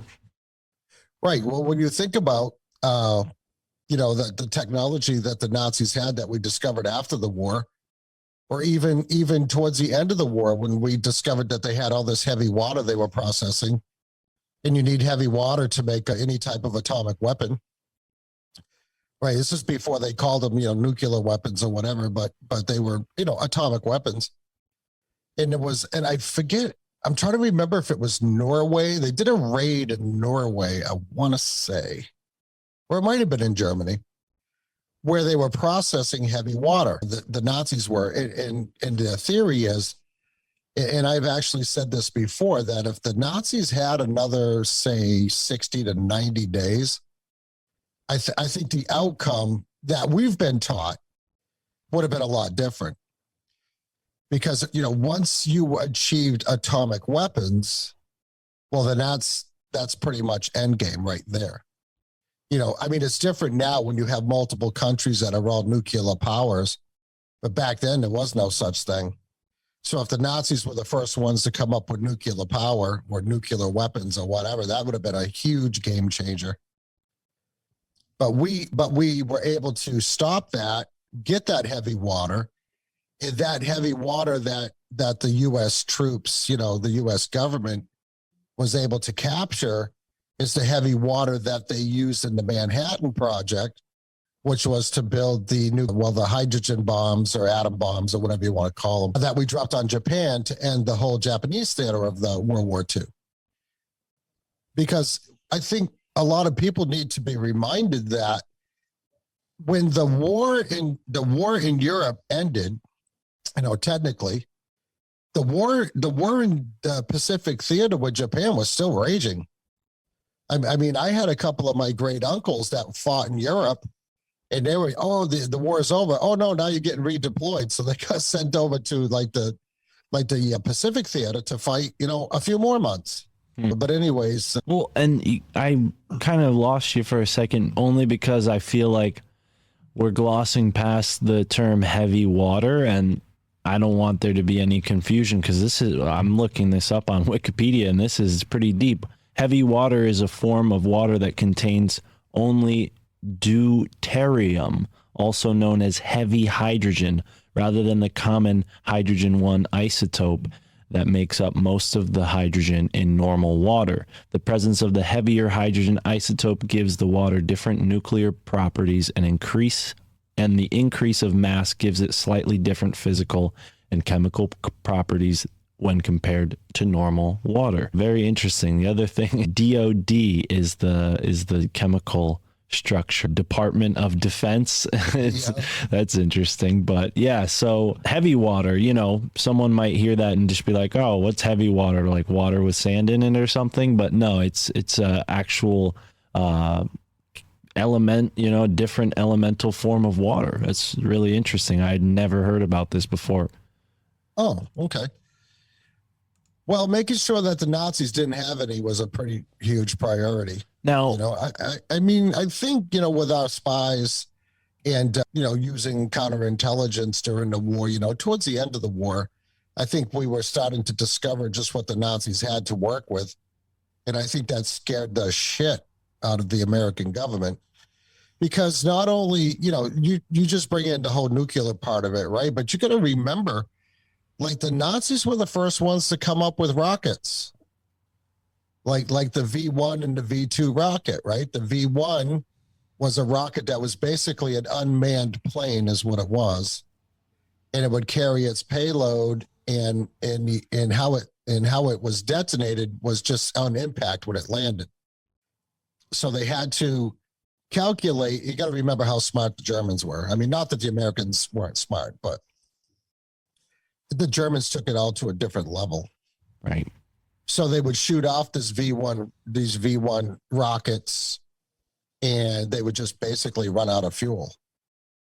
And when they ran out of fuel, well, that's when they crash landed and then exploded on impact. So it was a sort of like, shoddy business. You sort of aim it in a certain direction and hope that it stays the course, or did they have like a guidance system on these things? Well, I think it was a predetermined guiding system, you know, because they were shooting them off from a town called Petermunde, which was in northern Germany, I believe, like right near the Baltic Sea, and then shooting it over to England, because that's what, like when they were really heavily bombing London, for instance, that's what they were sending over was the V1 rocket. Well, then they came up with the V2 rocket, right? Which was an intercontinental ballistic missile, like the first ICBMs. And when we talk about, you know, Americans and Russians, you know, shooting missiles at each other, that's what we're talking about. You know, long range missiles that go up, like way up high, super high altitude, and then come down on a trajectory to land in a particular place. You know, I'm not sure if they used gyroscopes or however that was set up back in the day, but the V2 was a pretty badass weapon. I mean, they were able to get a few of those to work. But who was the head of that project? Werner von Braun, who was a Nazi SS officer. And not the regular army, the SS. Right. And we're told for strategic purposes, these guys were hired by the U.S. military and all their various agencies to keep them out of Russia's hands, right? That's the story we're given. Yeah, the story that we're given, and I think that's pretty accurate, actually, because a lot of these Germans, you know, the Russians had a lot of hate for the Germans, and they didn't want to fall into the Russian hands. But then you hear other people, you know, theorizing that, well, they were going to go to whoever the highest bidder was. And I got to believe that any smart scientist, you know, like on a, you know, non-scientific level would have to, you know, say to themselves, well, life in the United States is probably going to be a whole lot better than life in Russia, right? Because Russia was a communist country, right? I mean, even though I'm sure they would have been taken care of, but the problem there is once the Russians finish you up with your usability, well, they have no incentive to keep you, right? So it's either off to the gulag or off to the firing squad. Yeah, you got to remember Joseph Stalin. They executed like mass amounts of people on a daily basis. Not to mention a lot of the German officers and German army that they captured, you know, and took them back to Russia with them. There's a lot of those people were never heard from again. And I think, you know, even earlier, you know, with the whole debacle of Operation Barbarossa, when the Nazis decided they were going to invade Russia, you know, and then they did the Russians did the scorched earth policy, which meant every time they retreated, they just lit everything on fire. So there was no buildings, no food, no wheat, nothing, you know, no crops, anything when they retreated. And then they just lured the Germans further in and further in, and they just bogged them down till winter. Well, winter was the make or break right there. The Germans are out there. They invaded in the summer, and here they are stuck in a Russian winter with like no winter clothes. They're so far ahead, they're cutting off their supply lines. Then they get encircled by the Russians. So I mean, the Russians, you know, the Nazis inflicted a lot of casualties on the Russians. The Russians didn't forget that, you know, including killing civilians. You know, which in war, you know, civilians are supposed to be kind of like hands off, right? So Right. take all that, all these factors in, and then you as a scientist, I mean, what would you think? Yeah, no, You'd undoubtedly. be a lot safer to go to the United States. So Werner von Braun wanted to come to the United States, and of course he was part of Operation Paperclip, and those are just like the ones that we know about. You know, what about the other Nazis that came across in Paperclip and brought that technology with them?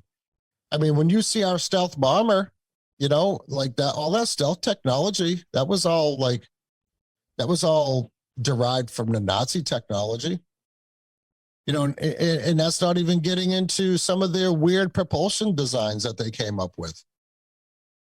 And then there was a theories that Hitler had said that, well, they had help from others, you know, to paraphrase it or whatever, which led people to believe, you know, alien hunter type people to believe that, you know, the Nazis maybe had some help from extraterrestrials. You know, I mean, if you believe in the whole extraterrestrial thing, whether they're from off planet or if they're from realms within our planet, which is a whole other discussion.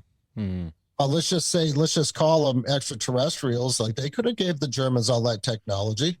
Right. Right. And all this stuff started getting hot and heavy right after World War II. You know, Yeah. without jumping past the Nazis too far.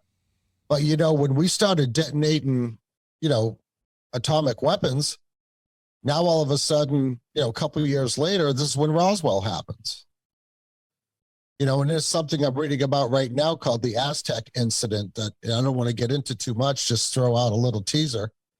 But that's right around in that same time frame where other alien craft was, you know, recovered by the U.S. government. But this all ties into the whole Admiral Byrd / Hollow Earth / Antarctica North Pole thing. Like when you start looking at all these different stories, like 20 different stories, they all kind of intersect in the same thing. It's all derived from Nazis. And I don't know, you know, even a skeptic would have to agree with that. All they're going to do is just do like simple, just surface research, and they can find all that out. Right. Right. Yeah. And I was just having a conversation yesterday where someone was discussing, you know, this sort of, you know, connection between the serpent and the I Ching and then AI and like kind of tracing it back.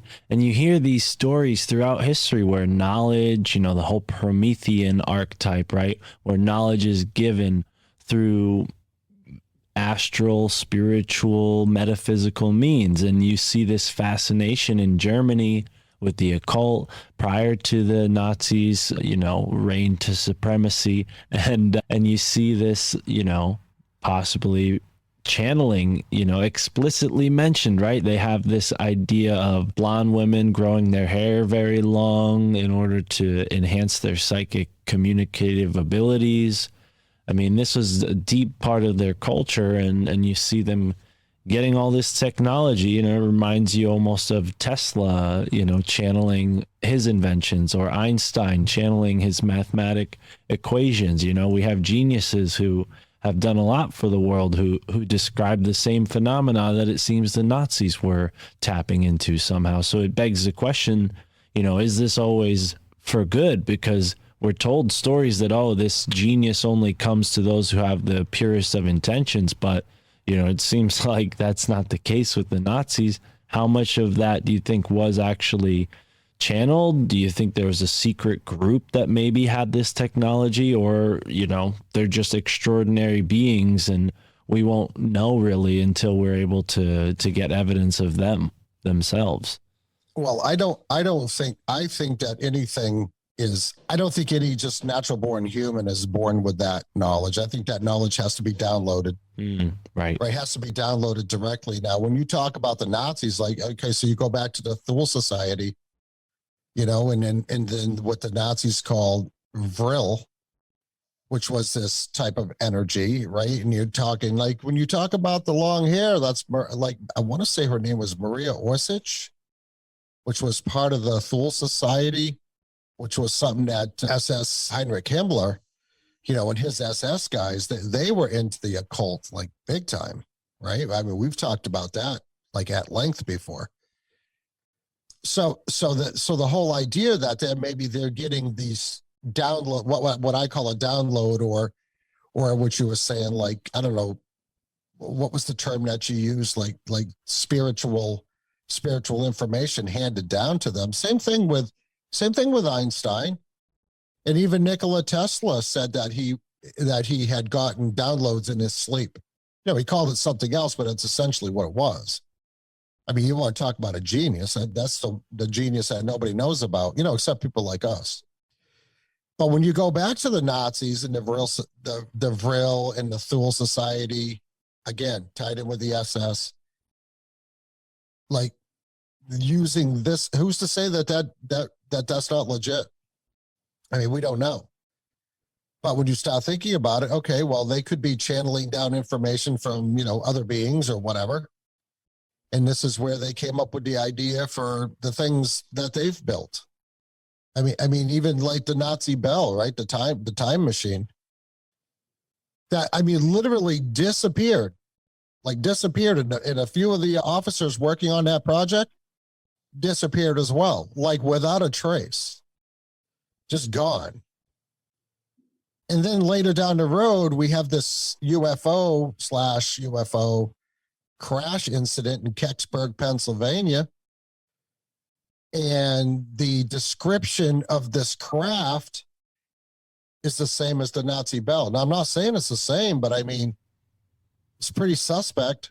Right. And we're told that there were not only that, Mark, but then they had witnesses say that people got out of the craft in Nazi uniforms. Oh, wow. So, I mean, did the Nazi bell work?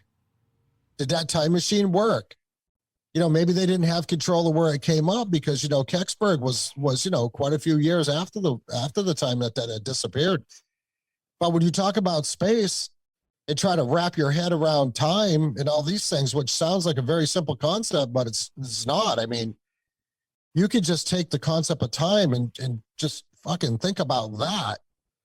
And it's just mind boggling, right? So who knows? I mean, that might have been 10 minutes for them. Might have been 5 minutes for them. They might have said, oh, geez, you know, we just, you know, went through this massive electrical storm or whatever, and boom, now we're in fucking Pennsylvania. Yeah, well, and I'm looking it up right now. It happened in 1965. I remember seeing this on the History Channel, and they reported, you know, and I think they took this from Unsolved Mysteries. Now that I've seen both shows, I can kind of piece it back together. So Unsolved Mysteries described it as hieroglyphics, but I feel like that's like a cover, especially when you consider how, you know, we have this U.S. Operation Paperclip. You have this government faction of Nazis who are well aware of all this technology. That's the Men in Black right there. Mm-hmm. Yeah, it's exactly what it is. I mean, you know that these governmental organizations had to be separated from each other. Right, they had to keep things secret from each other. What's the word that we use? Compartmentalized. Right. And they didn't share information back and forth because, you know, whatever agency held the power, well, they're going to make more money. You know, they're going to have more power. I mean, that's just how it works. That's just why the FBI, the CIA, the NSA, the DOD, like they don't share information. Had they shared information, we wouldn't be going through half the shit that we go through. Right. You know, including terrorist attacks and things like that, which, again, could be something that the government's actually behind anyway. Well, check this out. Leslie Keene, described as an investigative reporter backed by the Sci-Fi Channel, reportedly sued NASA under the Freedom of Information Act for lost NASA records concerning the Kecksburg incident. On October 26, 2007, NASA agreed to search for those records after being ordered by a court And during the hearing, Steve McConnell, NASA's public liaison officer, testified that 2 boxes of papers from the time of the Kecksburg incident were missing. Loss of records is not a unique case for NASA. For example, the original tapes recorded during the televised Apollo 11 moon landing were misplaced or reused. Wow. So yeah, this definitely feels like a cover-up is at play. And I've never heard that about the Nazis stepping out of the Kecksburg ship, but that puts it into perspective, because I always kind of suspicious of that. Like, oh, it looks exactly like what we're told the Nazi bell looked like. How could that be a coincidence? Yeah, I want to say they described it as acorn shaped. Oh, yeah. Yeah, they have a model here. If anyone looks it up on Wikipedia, it's spelled Kecksburg incident, Kecksburg incident, and that's Kecksburg, Pennsylvania. But yeah, it's, I think that hieroglyphics sort of statement is one of those, it's an example of like giving you information to shock and awe you, but throwing you off, so that they can't hide this stuff altogether. So what they do is they give it to us in a parcel with a package with a stamp on it, like here's exactly what it is. Let us tell you what it is. And that gets imprinted in people's minds. And instead of realizing there's a Fourth Reich, it builds this whole UFOlogy movement up more and more steam, which has its own merits in its own way. But a lot of the Nazi stuff gets conflated with UFOlogy. And I think, it's a very, it's a very good ruse for them to pull if they're going to be using all these advanced ships. Okay, so if you want to think of it in those terms, right? It's just total disinformation is all it is on the government's part.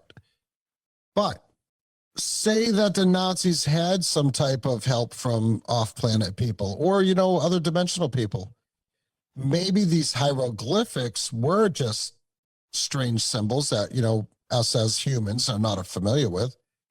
Because who's to say that when these Nazis got in the bell and it took off and disappeared, that they weren't planning on going somewhere else and just happened to show up in Pennsylvania? I mean, I'm sure Kecksburg, Pennsylvania wasn't their desired destination, right? Well, yeah, it seems like they were unprepared. That could have been explaining to wherever they were planning on landing that, hey, we're friendlies. Well, another interesting thing about the Kecksburg incident is it says that the reports stated that the thing was seen flying in the sky over Michigan down to Kecksburg, Pennsylvania, and even people in Canada reported seeing it. But why I brought that Michigan thing up is because you might be familiar with Chad Stemke. He was recently on my show talking about the Great Lakes portal. So who knows if this is some kind of time machine, maybe they had to use some sort of energy, planetary force, some sort of tutelary energy from the planet to work this machine. I mean, it is acorn shaped. That can't be coincidental. I mean, an acorn is shaped in a very particular sacred geometrical way. So, yeah. Right. And who's to say that this bell actually flew in a sense that we think a UFO would fly? Well, yeah, it could have spun like a top. This bell was a UFO at all. I don't think it was a craft, like a spacecraft at all. Like a time craft. I think it was a time craft. Yeah, good example. That it just went into I guess it would go into the spin, right? And the spin is probably generating some type of electrical pulse or electrical force field or whatever, which in fact could have opened a portal. Well, to look at pop culture reference, we see the movie Inception, and that whole spinning top becomes like a big part of the dimension jumping aspect of this whole thing that's, it's couched in the dream world. But I mean, what's the difference between waking reality and dream reality other than, our body is conscious and then our body's not conscious? Yeah, but I think this bell could have just been something that was designed to open a portal, travel through the portal, and if there's a Great Lakes portal, it could have popped out there. Right. Yeah, the other thing is say if it was a craft. I mean, I don't believe this bell thing had a propulsion system. I don't think it had its own technical. Well, it seems like something that is launched from a spot that you know, like it's a portion of technology. The larger technology is just like what launches it, you know? So yeah, wherever it ends up, and there's no probably way of getting it back to where you launched it from accurately, at least in the first few tests. They probably have it down to a science now. If, you know, we can extrapolate that happening in the 60s, where are they at now? Almost 60 years later. Right. You know, geez. Right.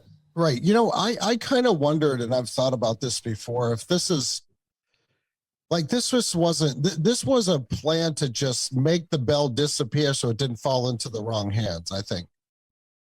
All right. Because they're like, okay, wherever this bell ends up, I mean, these Nazis didn't just jump into the bell to escape from, you know, oncoming Russian or American troops. Right. I mean, that would be a waste. So it's like, okay, well, we gotta get this thing, and we gotta move it, because we can't have this fall into the wrong hands, because they had to know whoever ended up with that bell was going to be the one that held that technology. Well, and also you consider what we're told, at least through sci-fi, about these sorts of journeys, even just in space.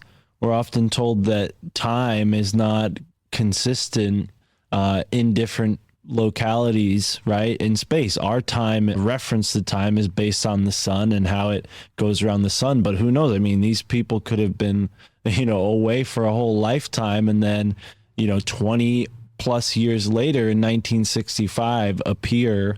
And yeah, maybe they calculated for that, and that's why they adopted all these guys into the Paperclip, and, you know, they got them up to speed, and they're like, okay, we're going to get these time bandits back, you know, in the 60s. So let's get ready for that. Who knows? Yeah. You know, I think, you know, it's too bad. I don't think we'll live long enough to actually know the answers to these questions. You know, you can file all the FOIA requests you want. They're just not, they don't have to tell you anything. Well, and they could give you tidbits. Look at all the FOIA requests that were sent out for Project Blue Book, right? And how much of that's blacked out, and how many times did they lose boxes like this story? There you go. And then all it is the title and the end. Right. Nothing in the middle. But what's interesting about that is when you start thinking, you know, okay, Paperclip, end of the war, Nazi bell, hydrogen, you know, atom bombs, the precursor to nuclear weapons. And then we bring Admiral Byrd into the mix with Operation High Jump. Because then you hear all the stories. They went there with a massive convoy, troops, heavy equipment, ships, right?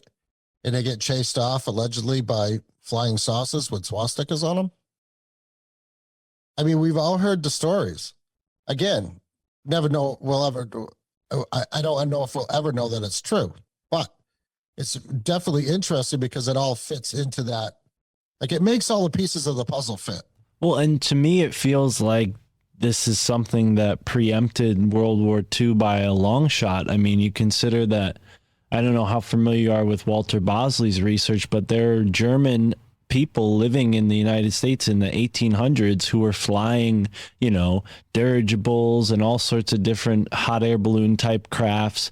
And with those types of crafts, you don't have to go just in a straight line. You can descend down. Who knows? Maybe they descended into some Grand Canyon cavern and found portions of the hollow earth that you can't access without a balloon vehicle of that type. I mean, I don't know how easily available those types of machines are to the average person, but it seems like you'd have to have some skill and knowledge to be able to navigate one of those things for far distances. But yeah, my theory is that, and it's not my theory, it's a theory that I've heard other people talk about, and it seems to make the most sense to me, is that they were working on this stuff as early as 1840s. And by 1940s, they had 100 years of technology flying, you know, these types of crafts. Because you look at the history of these hot air balloons and Zeppelins and stuff, I mean, it goes back that far. So, I mean, it seems like there's a relation. Not to mention evidence that a lot of these big, tall skyscraper buildings all over the world had like landing ports on them. Right. The dirigible would go up and just attach to it. Yeah. And yeah, no, I'm a firm believer that airships were around for a long time before the Wright brothers got a plane to fly. Right. You know what I mean? And then there's a lot of talk that the whole Wright brothers thing was nothing but a psyop. it makes sense considering what they did with the car. Sorry to interrupt, but they had to make it look like somebody invented an airship. Right. And they had to make it. It was already out there for 100 years. Well, and they had to make it like a car as opposed to a train where you have to rely on gasoline and it's a fixed amount and there's a price on it. You know, these airships, you could fly around the whole world in those things without, refueling because just the way they're built. Right. The only thing that would take any type of power is your navigational systems. Wow. Right? Yeah. I mean, and really, if you think about it, you don't even need that because, how they steer those things is with rudders. Well, you can make rudders work by hand. I mean, you don't need hydraulics for rudders. I mean, that's what some of the early planes were, right? They were run by cables. Right. Cables and manpower. Pull this lever, you'll go right. Pull that lever, you'll go left. Yeah, what are the odds that the only company that's known for flying a blimp is the Goodyear company that's an elite East Coast establishment family with a monopoly on tires and, of course they leave that family with the only blimp that anyone knows or hears about. Right. Well, then you go, we know that the Germans were into that. I mean, look at the whole Hindenburg thing. Right. And I think that they used the Hindenburg disaster as a false flag to get people to say, well, those things are dangerous. We tried those for a few years, but they're too dangerous. So let's not do that anymore. Let's go to these planes now. Because I think airships were around for a long time, like you say, 1800s. I mean, when they invented just a hot air balloon, I mean, they militarized that as soon as they could get those things manageable. Yeah. And they would drop bricks from them. Well, but consider, when you talk about a place like, Antarctica, which might have an entrance to Hollow Earth or something, this would be the perfect type of craft to navigate in a place like that. You're not really beholden to the weather. It's about the same temperature, probably. It probably gets colder, but it's already really cold at those elevations anyway. So if you're already prepared for that, then it would make sense to have establishments for those types of crafts in the north. Who knows? I mean, this could be why it's so secret and you have all these remote places that are connected and you have this network of breakaway civilization. Right. We've all heard the stories of New Schwabenland, the section of Antarctica where the Nazis allegedly had under ice bases. Sorry. And submarine setups. We hear the talk that Hitler went there. I don't believe that. I think Hitler went to Argentina. But, a lot of top Nazis would go down there and they set up shop like way before the end of the war. There was wasn't it even in Mary Shelley when she wrote Frankenstein? Wasn't there a part of where Frankenstein ended up in Antarctica? I have never heard that, but I wouldn't doubt it. I want to look that up. Look into that, but I thought it was just an odd thing for that story.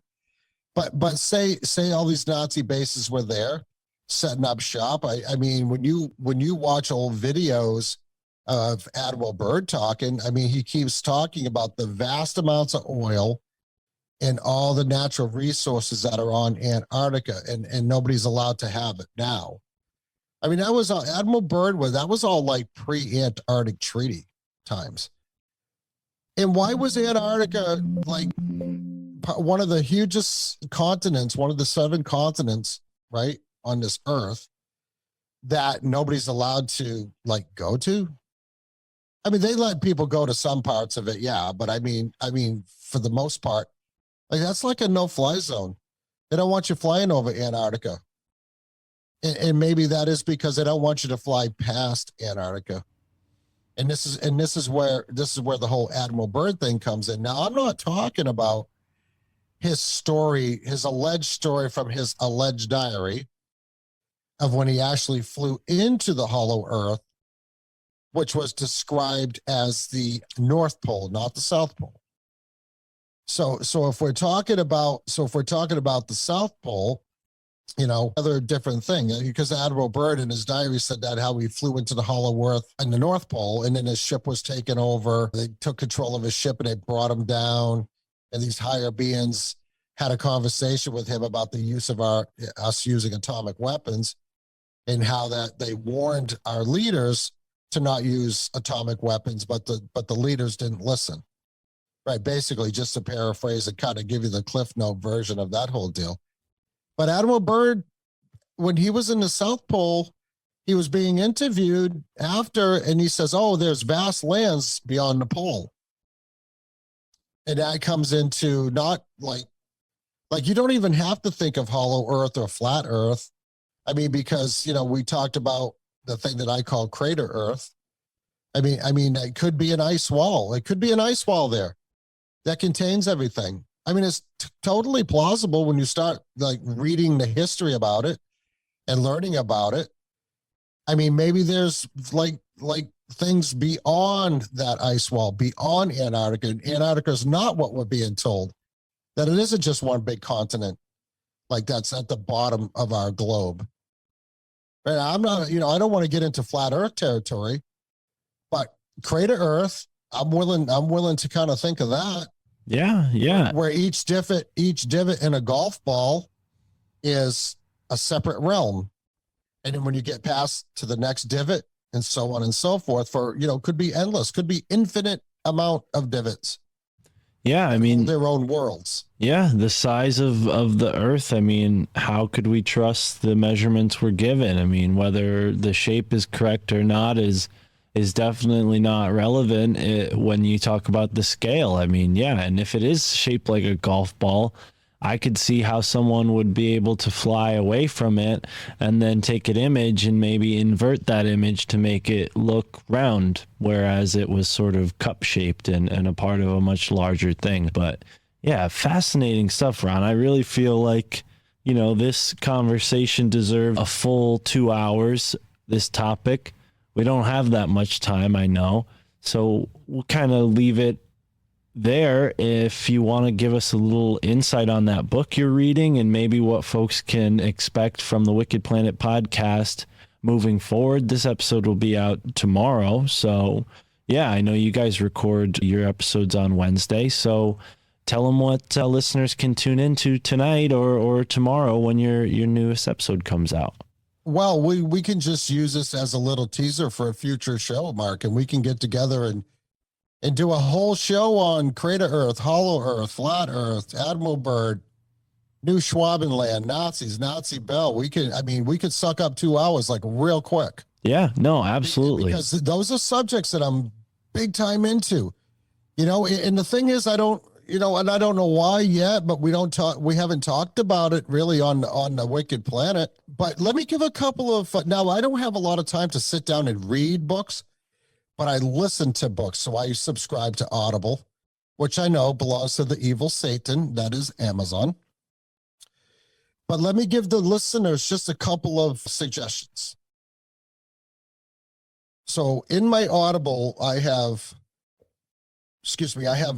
all kinds of books in my Audible. And did you know that on Audible, there's actually a ton of free books? Like if you have an Audible account, you pay, you know, whatever the price is a month, and you have access to all kinds of like free books. Well, I mean, they're not free because you're paying for the service, but this one in particular, I'm listening to one right now. It's written by Michael Salla, and anybody in our genre knows who Michael Salla is, right? Very, very intelligent dude who writes a lot about this kind of weird stuff, Antarctica, Hollow Earth, all that stuff. The title of that book is Antarctica's Hidden History. And you can just go on Audible or, you know, whatever, Kindle, whatever, and you can find that book. But one of the other books that I had listened to once before, and I'm going to listen to it again. And you hold on 1 second. I got to scroll down because once you listen to it, it goes to the bottom of your file. But it's a book that talks a lot about Admiral Byrd. And I find it to be extremely fascinating. But it's called The Hollow Earth, The Greatest Geographical Discovery in History by Dr. Raymond Bernard. And it's just entitled The Hollow Earth, right? So that they talk a lot about Admiral Byrd. They talk about his diary and the things that were said in his diary. But you can go on YouTube and just look up, I think the channel's called Periscope Films. And what it is, it's all the old newsreels from during the war and after the war. It's all black and white. It's old footage, obviously, but very informational videos if people want to kind of go check that out. Like if you know that Ron from New England and Mystic Mark are going to get together for a minimum of a 2-hour show to talk about these really cool subjects, maybe what you can do is just do a little research and just like prep yourself up. Like when we used to go to a concert, I remember back in the day, we were going to go see Van Halen, like David Lee Roth Van Halen. And the whole trip to Portland, Maine, we listened to Van Halen the whole way while we were, ingesting substances to enhance the show. Yeah. Yeah, right on. I just priming you up, right? Getting primed. So I think, I suggest some of the listeners, if you're excited about listening to the show we're going to do, just get yourself primed up. Yeah, I agree. And I hope I found the right one. I don't know, periscopefilm.com. And then I found some stock footage. So yeah. And if anyone does do some preparation work, send it to us. I would love to answer any questions that you might have around this subject to the best of my ability. And I'm sure Ron can answer many of those questions as well. So yeah, please, folks. I mean, Ron and I are both pretty busy, but we'll probably schedule that for next month. So in the meantime, folks, please support the Wicked Planet podcast. You can find all their links on altmediaunited.com. Search Wicked Planet Podcast in the same app that you listen to this podcast on. And yeah, please send us any research that you'd like us to discuss within this theme. Because yeah, Hollow Earth, Crater Earth, and everything about Antarctica's hidden history is what I'd love to get into. We've had one guest on who's been to Antarctica, Brad Olson, and he's written a little bit about Antarctica and its hidden history. But yeah, I'd love to compare that with what you found, Ron, and from here on out. So anything I left out as far as plugs and whatnot? Well, I think if anybody has any questions for me, just go on Instagram and follow me at Ron from New England. And that's the main page I kind of hang out at. Now, we do have a page for the show, the Wicked Planet Podcast. Obviously come and give us a follow there. But if you got any questions, feel free to DM me. I mean, it might take me a couple of days to get back to you because, since April, the Wicked Planet just kind of freaking shot off like a rocket. So it's been kind of, it gets, well, I won't say it's overwhelming because I enjoy all the interaction with the listeners, like big time. And like, for instance, tomorrow on the show, we're actually going to have a fan of the show come on for a short segment. He's an Iraqi war veteran, did a couple of tours over there. We're going to talk a little bit about that and talk about some of the current agendas, as far as war goes and everything like that. And this guy was just a listener. He had sent us a review and asked if, he said, hey, if it's impossible, I'd like to come on the show. And I'm like, I told Buckley, I said, hey, that's a first. That sounds kind of interesting. Let's reach out, see if we can find out who this guy is, because on Apple reviews, they give you like a code name. They don't give you a real name. And so anyways, so I said last week on the show, if you're listening, reach out and we'll get together. And he did. So we talked last night for about 45 minutes, just to get a little information on, on him and what we were going to talk about.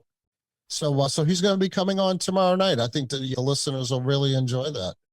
I know. Be looking for that episode on Thursday. We record on a Wednesday, put the show out on a Thursday.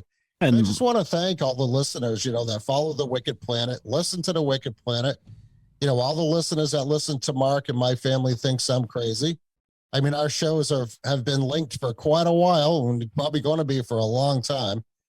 So thanks for all the support for everybody for both shows. Right on. Yeah, agreed in all directions. Thank you, Ron. I appreciate you saying that. And yeah, I'm grateful for everybody who's tuning in to both of our respective shows, and I look forward to our next podcast as usual. Please, folks, support Ron on Patreon as well. You have set that up by now, right? I have not. You have to force me to do that. We'll sit down and do that before we do that. I'm happy we do have a fair amount of people that do donate through the Venmo, but I think a Patreon makes sense. For some episodes, I have such a hard time thinking I want to do ads on my show. I know I despise ads. No. You don't have to do ads. I want to keep it ad free, but yeah, you don't even have to. If people are willing to, donate a little bit every month. Yeah, people will support you even if there's no original content on the Patreon. I mean, at least you put the episode out, maybe on Wednesday night or Thursday morning, and then you put it out Thursday afternoon for people on the free feed, just to give your patrons something early. But yeah, no, I think it's about time by now. So we'll have that real soon, folks. Maybe not right away, but by the time Ron and I do our next podcast together, for sure, follow him on Patreon, support him.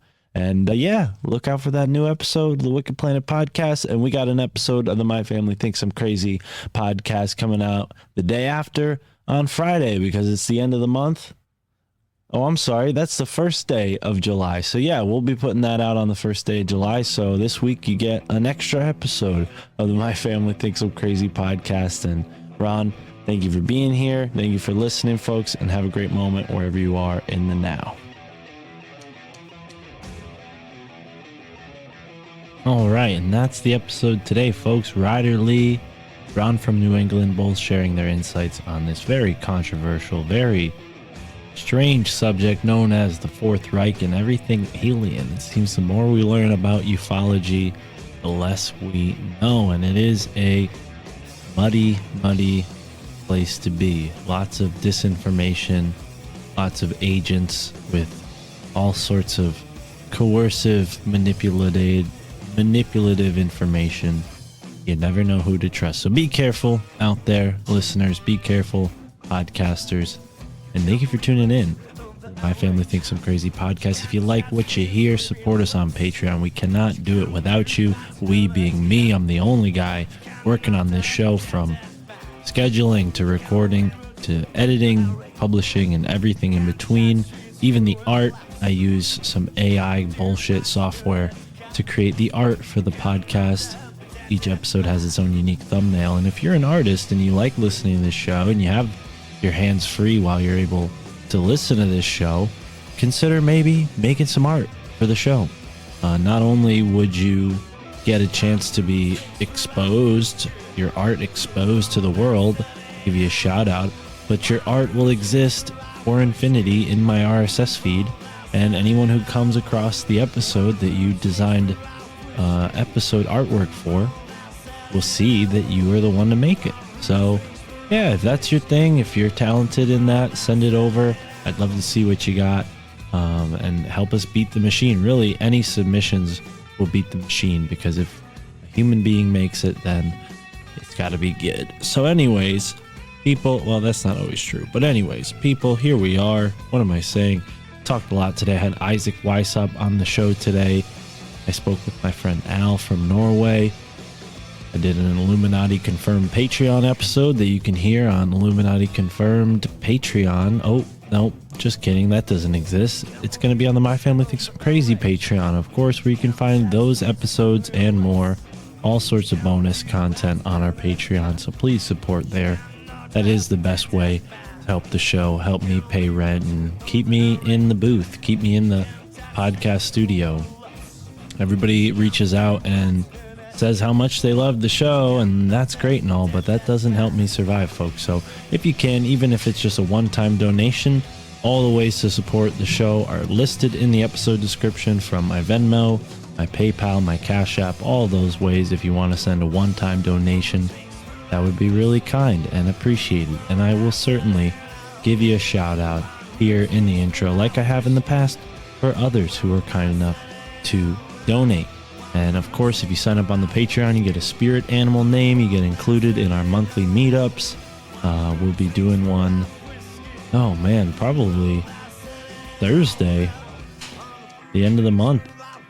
Why not? I mean, I don't remember. I think we did a live Illuminati Confirmed this month, either this month or last month. So I don't know. It's been a busy month. So far, I've done the Patreon meetup every other month. So hopefully I can make that more consistent and do it every month. But it looks like we missed June. We'll try to do something this week, but like I said, I got to pay bills. I got a lot to do. I got to fix my car. I want to go down to Pennsylvania and see Mike. So I could use all the support I can get. So if you find value from this show, please send some value back my way, and I will keep bringing you the best podcast I can make with the greatest guests I can find and the most interesting subjects I can think of.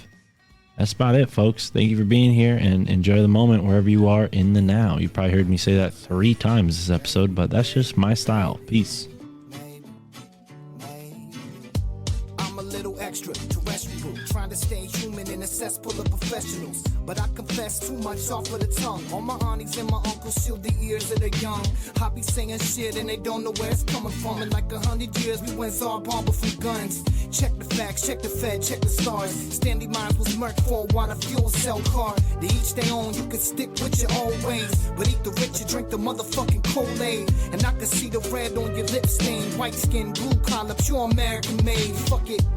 You can keep your blood-soaked heritage and run the soul off the moon-landed narrative. Yeah, my girl thinks that I'm embarrassing. My folks think I'm nuts, but never question the parenting. Stuck in bed, so my boss thinks I'm lazy.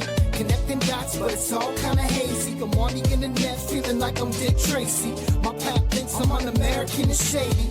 Yeah, I'm feeling unhinged lately. Encounters of the 5th kind on the daily. You could tell me that the president's an alien, it wouldn't faze me. My family thinks I'm crazy. Baby, baby, baby. My family thinks I'm crazy. Baby, baby, baby. You might think that I'm off in the deep end. One too many Netflix docs on the weekends. But check the budget for a military defense. Tell me we ain't scared of something not within reason. Steel beams, another 1492. And 9/11 was the red, white, and blue. And you be lit off the fluoride and ain't got a clue. All your dreams just shit on a Rockefeller shoes. Don't believe a damn thing a politician ever said. Ain't one brick left to gold up in the Fed. They still got bricks of cocaine to make crack. Oxy's killing the working class, FDA's whack. Talking like this, got Ken talking behind backs. Too much to unpack, so they talk smack. And I'm just trying to converse with my clan, but it ain't fan. So I'm here setting up camp. Stuck in bed, so my boss thinks I'm lazy. Connecting dots, but it's all kinda hazy. I'm on the internet, feeling like I'm Dick Tracy. My pap thinks I'm un-American and shady. Yeah, I'm feeling unhinged lately. Encounters of the 5th kind on the daily. You could tell me that the president's an alien, it wouldn't faze me. My family thinks I'm crazy. Baby, baby, baby. My family thinks I'm crazy. Maybe, maybe, maybe. Just maybe. Stuck in bed, so my boss thinks I'm lazy. Connecting dots, but it's all kinda hazy. I'm on the internet, feeling like I'm Dick Tracy. My pap thinks I'm un-American and shady.